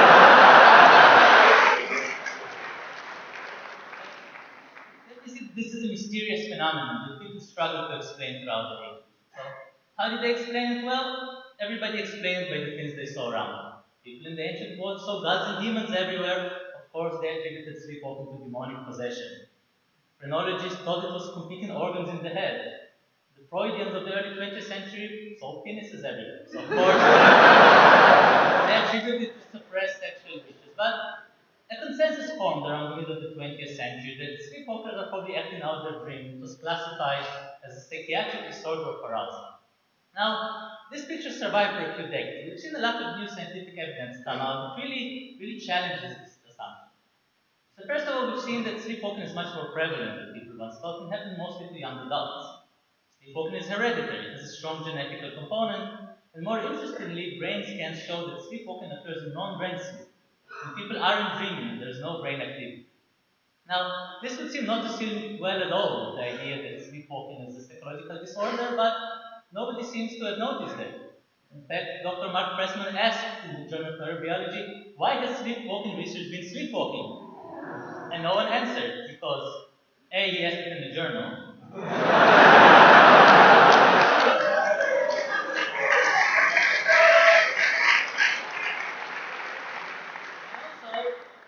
everybody was just embarrassed that they couldn't figure this out. But if you have someone that has a strong genetic component and affects people, especially around reproductive age, ladies and gentlemen, this is no psychiatric disorder. This is an evolutionary adaptation. Sleepwalking increases your genetic fitness by increasing your physical fitness. It makes you more attractive.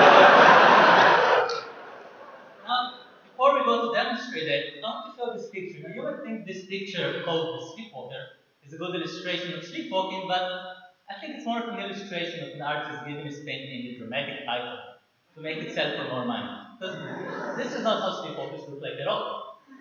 Sleepwalkers look like this. So, three obvious ways why we can tell that this is a picture. It's a rock painting from Namibia. It's a painting of sleepwalkers. First of all, they're obviously on the move, but their gait and their stance looks very unnatural. Of course, they're not shown with their eyes open, showing that the artist clearly intended to show. Here to see the main characteristic of sleepwalking, which is they're holding sharp blades in their hands. The sleepwalking mutation first occurred in Homo erectus, who lived about 1 to 2 million years ago and practiced persistence hunting. Now, with persistent hunting, chasing an antelope across the savannah for hours, maybe even days. Now, like most normal jobs that we do now, and I work in finance, persistent hunting doesn't require any brain activity at all to do. In fact, it's much easier to do it when you're asleep. You just stab whichever live animal you come up with. Now, also, I don't know how many people here think they can chase an antelope for days across the savannah. This requires incredible endurance. And there are literally not enough hours in the day to get in such good shape. You really need to practice running throughout the night. This also sends a strong signal to your entire tribe. Everybody's told that the sleepwalkers are so committed to practice and they're in such great physical shape, they would make excellent providers and excellent mates. Now, one question you would ask, well, that was all good 2 million years ago, but we're not really hunting antelopes now. Why has research by Moses Ohayon of the Stanford Medical School shown that sleepwalking has doubled in the US in the last 2 decades? Well, a few ways we can explain it. First of all, sleepwalking has been tied by Dr. Ohayon to a lot of psychological conditions like depression and anxiety. Now, the original link was, of course, because people will get depressed and anxious about not having an antelope to eat. In the modern world, that's not really a problem, but the answer is in the solution. For all of those things you see on the screen, the most recommended lifestyle intervention by doctors is exercise. If you don't know how hard it is to get people suffering from those to exercise,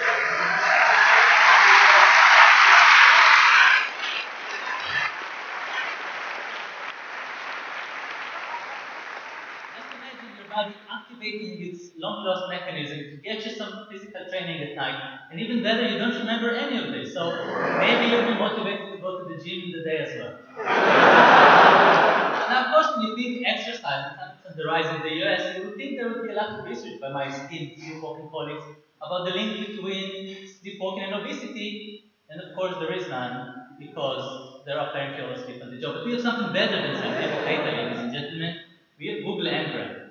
And Google Ngram, this is the actual graph, and you look at, this is not the absolute number, this is the relative prevalence of the words sleepwalking and overweight in English print media. And we see that as obesity has been on the rise in the US around the 50s and the 70s, so has sleepwalking matched almost 1-to-1, providing incontrovertible evidence that our bodies start sleepwalking more and getting us to exercise just when we need it the most.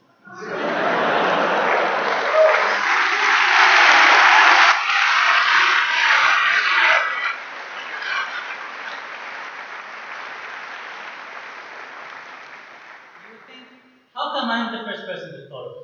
Why haven't people noticed this completely obvious explanation before? Well, it's part of the conspiracy, ladies and gentlemen. Conspiracy to make everything a disorder, conspiracy to medicate us. These are the 3 most common drugs prescribed for sleepwalking: antidepressant, antipsychotic. Ladies and gentlemen, if you see a loved one sleepwalking, don't give them drugs. Get them a gym membership. Even better, just let them go outside. Maybe they'll hunt one of those murderous leaders.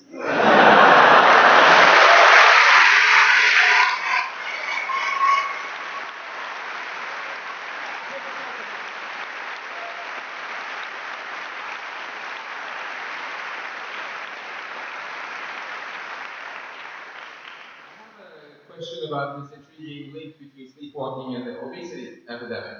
Because looking out over the crowd here, it really strikes me how fit people are here at MIT. And I'm wondering, is this because my students here as a professor at MIT simply sleep too much because I don't give them enough homework? I think it definitely is. First of all, we do have a wonderful looking crowd. And people at universities, you notice that they spend all their time studying, they barely have time to go to the gym. They eat mostly pizza and bagels, and they still such in great shape. So I'm sure you see them sleepwalking into your lectures, Professor Techman.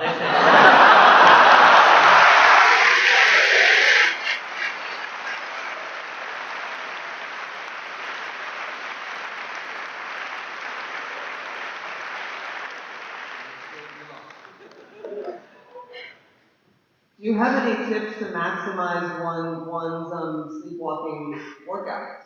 A hamster wheel in the bedroom, perhaps. Well, I think really the smell of a running antelope is what originally triggered it. I would recommend strategically placing antelopes around the reservoir.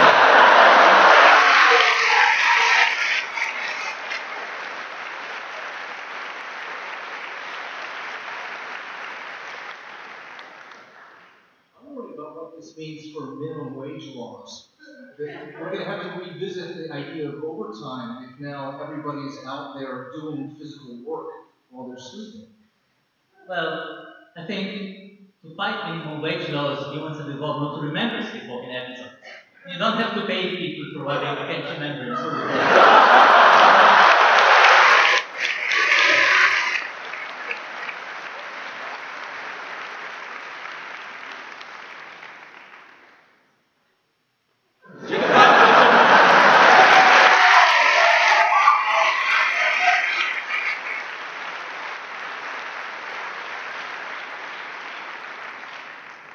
All right, we are at our final presentation. The final talk will be by Daniel Harris. Daniel is a poet and fiction writer. He teaches writing and literature at Long Island University in New York. Please welcome to the stage, Daniel Harris.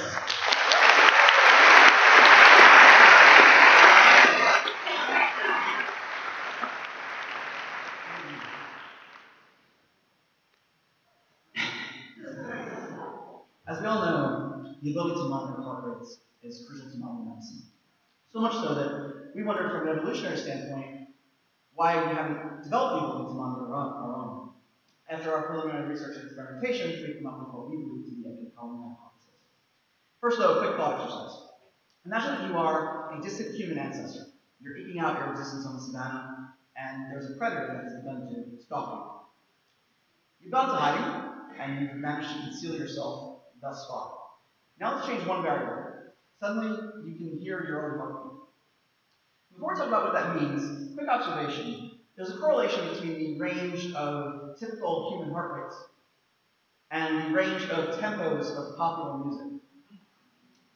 And in this particular situation in which you find yourself, you're at rest because you're hiding, but you're in a state of high anxiety. So your heart rate will fall somewhere between these two extremes, in what we, in our research, have come to know by the technical term, the funky zone. And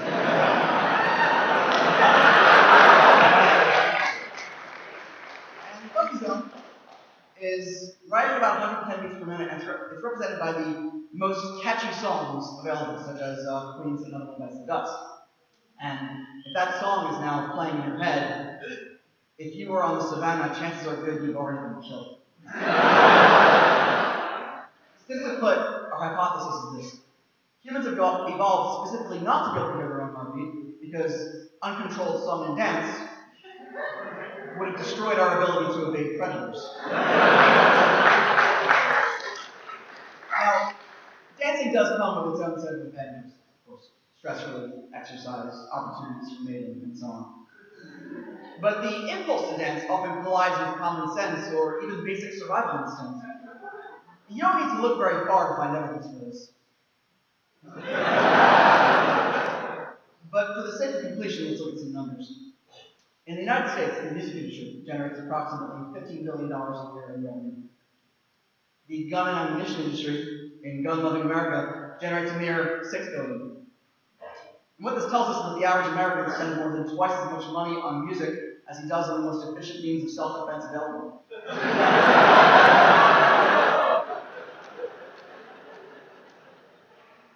Anthropological evidence is also abundant. Mythological figures who use music as a sort of weapon, such as the sirens in Homer's Odyssey, or the Pied Piper, demonstrate our culture's deep-seated fear of our own inability to resist a funky beat.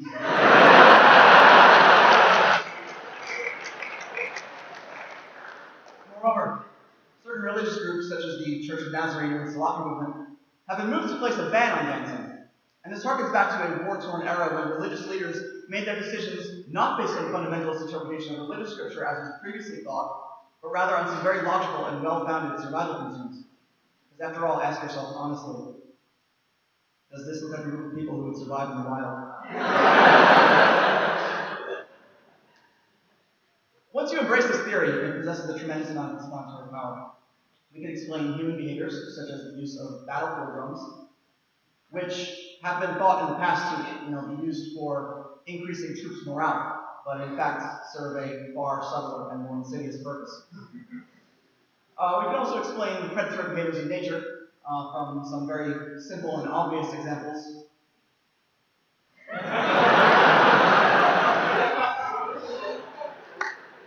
To far more subtle and complex predatory behaviors.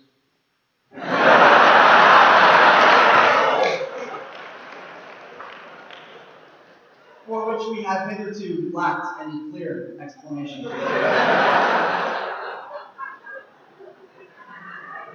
Finally, let me present to you our experimental data. For this experiment, we decided to work with college undergraduates because we felt that their poor impulse control would adequately simulate the disposition of our ancestors. And in this experiment, we subjected a set of individuals to an attack from a predator. This is our control group.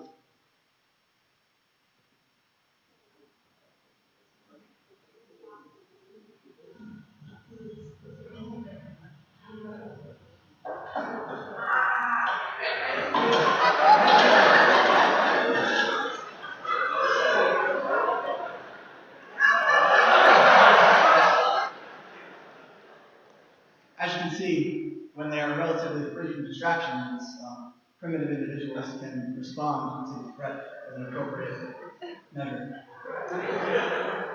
But let's see what happens when we add a little funk to this.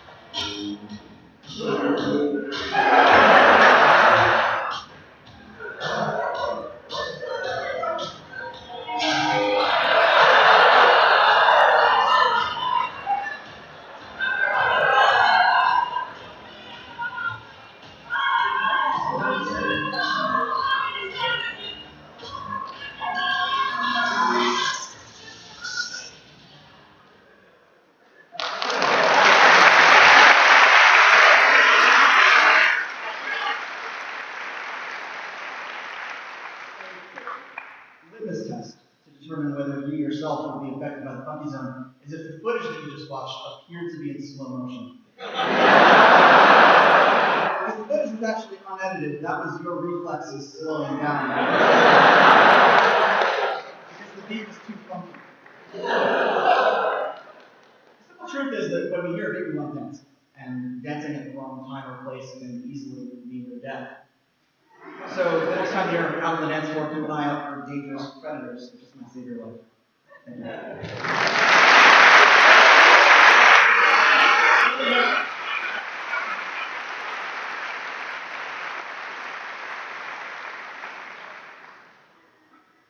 Would you say that those of us who are more rhythmically challenged are safer from this event? Without doubt.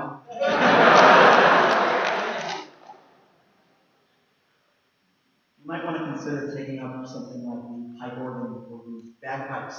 Very non-rhythmic form of music. Would you say that this phenomenon explains the strange parental paradox where parents force their children to take music lessons when they're small and then become absolutely horrified if their children want to become professional musicians?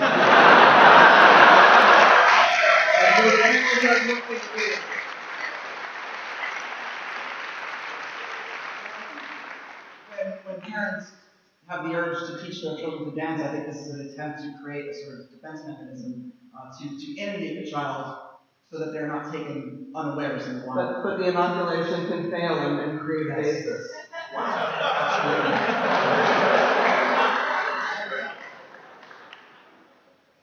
When you watch movies like, for example, Alfred Hitchcock's Psycho, or very many others, does this theory explain why there's always music when people get killed? That's a very interesting observation. Horror movies will often twist a song to make it sound more threatening, and I think that's again because of our deep-seated understanding of this phenomenon. Speaking of movies, I'm certainly thinking of Footloose. Absolutely. And you may have noticed Kevin Bacon. Yeah. Yes. You're saying that the problem is not so much music, it's good music. Yes. So if we're going to be strong, what's the worst music we could be listening to? Well, take for example another species that has adapted quite well, for instance the whale. Certain birds of paradise.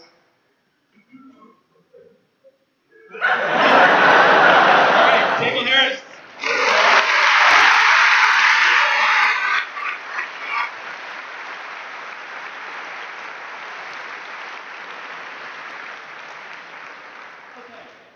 We are now going to ask the judges to tally up their scores or create their scores or whatever they are doing at this moment. And while they are doing that, you guys, as I said, get to vote. So what I'm going to do is I am going to read through the list of all of the talks that you've heard, and then I'm going to do it again. And the second time through, you will applaud for the one that you liked the best and felt presented the best argument. I am going to measure it with this magic device called a decibel meter. Magic science, whatever. All right. So the talks were Alex Rothfuss, chest faces; Stacy Farina, fish parents; Robert Gooding Townsend, alcohol intelligence; Sanjay Kolkachek, disgust and cats; Jacob Falkovich, sleepwalking; and Daniel Harris, funky beats. Y'all ready? All right. Let's do a test run. Every single one of you, cheer the way you're going to cheer for the one you like the best. Do it now.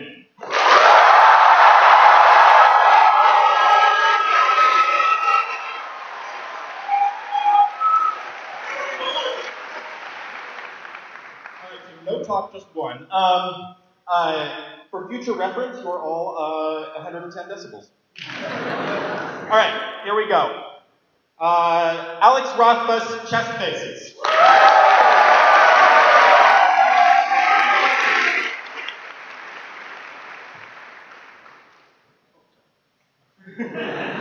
Stacy Farina, fish parents.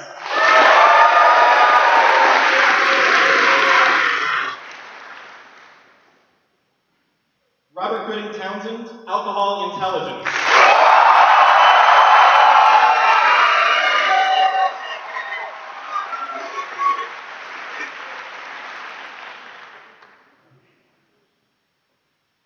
Sanjay Kolkachek, disgust and cats.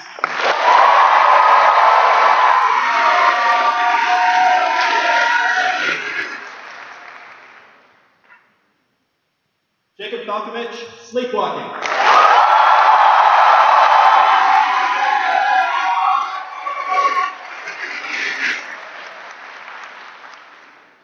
And Daniel Harris, funky beats.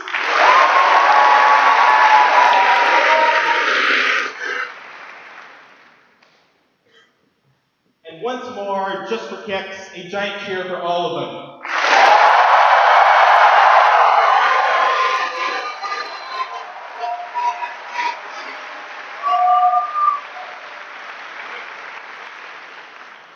So, on the second one, you guys were 108 decibels, which tells me that you flagged off a bit in the short amount of time you're cheering, so I think you all should be more sleepwalking.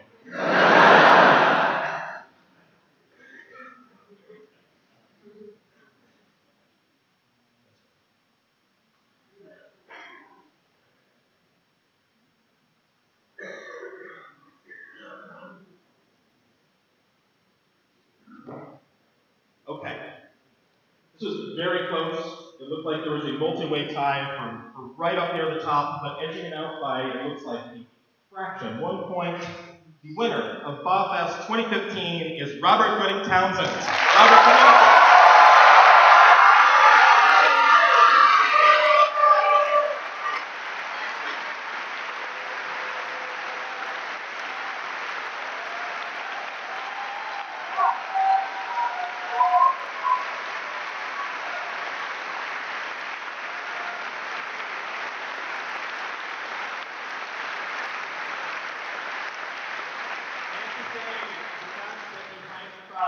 About alcohol restores my faith in all of humanity.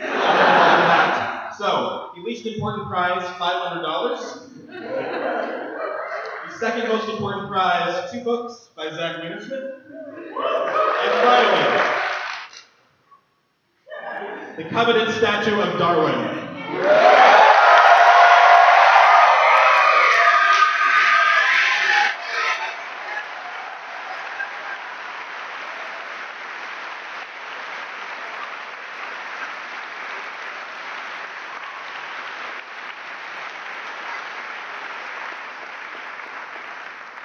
It was very short for you tonight. I just wanted to say that there are some theories that are so brilliant that when you first hear them, you can't help but believe they're correct. My theory was I would make no claims that my theory would be a theory as brilliant as all that. But then there's a second class of theories, which are theories that, like, once you hear it a little bit and give it a bit of the evidence of doubt, or the benefit of the doubt, sorry, then it starts to make more sense and you see more and more evidence for it.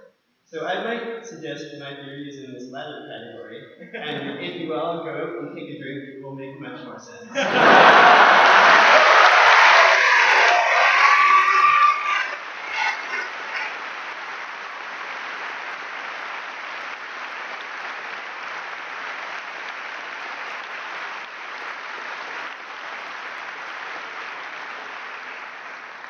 Well, that was BAHFest 2015. Thank you all so much for coming. Before we go, we want to say a few thank yous to everyone who helped make this show happen. A big thank you to Amanda Rossi, Michael Johnson, Kelly Wiener-Smith, to the Lecture Series Committee here at MIT, to Badger, the D. Flores Humor Fund, Patrick Liscio. And thank you, of course, to Zach Wiener-Smith for creating this.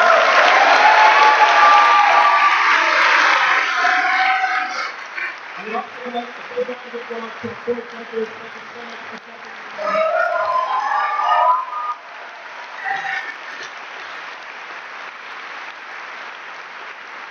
Thank you to all of you for coming. And as we exit, please join me in a gigantic thank you to all of our presenters here. Abby Howard.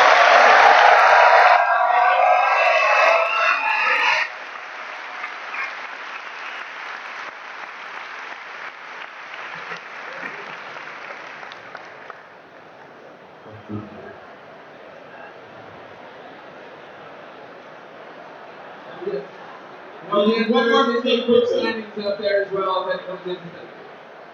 For those of you who are interested, both Zach Wiener-Smith and Max Tegmark will be signing books out in the lobby as you exit.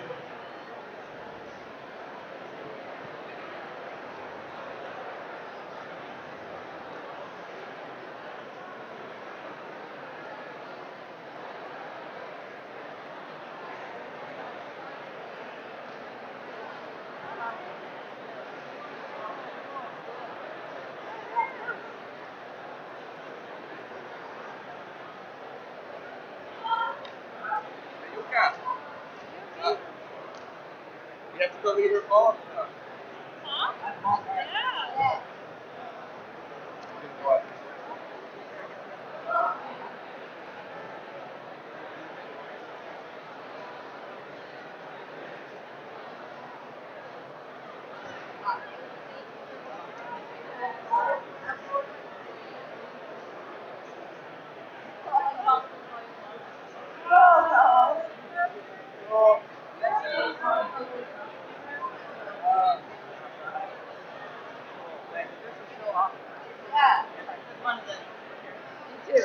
Wow, we can just end the live stream. How do we do that? I'm not sure. My computer's on mute, so people who are listening to me say this. Shall I?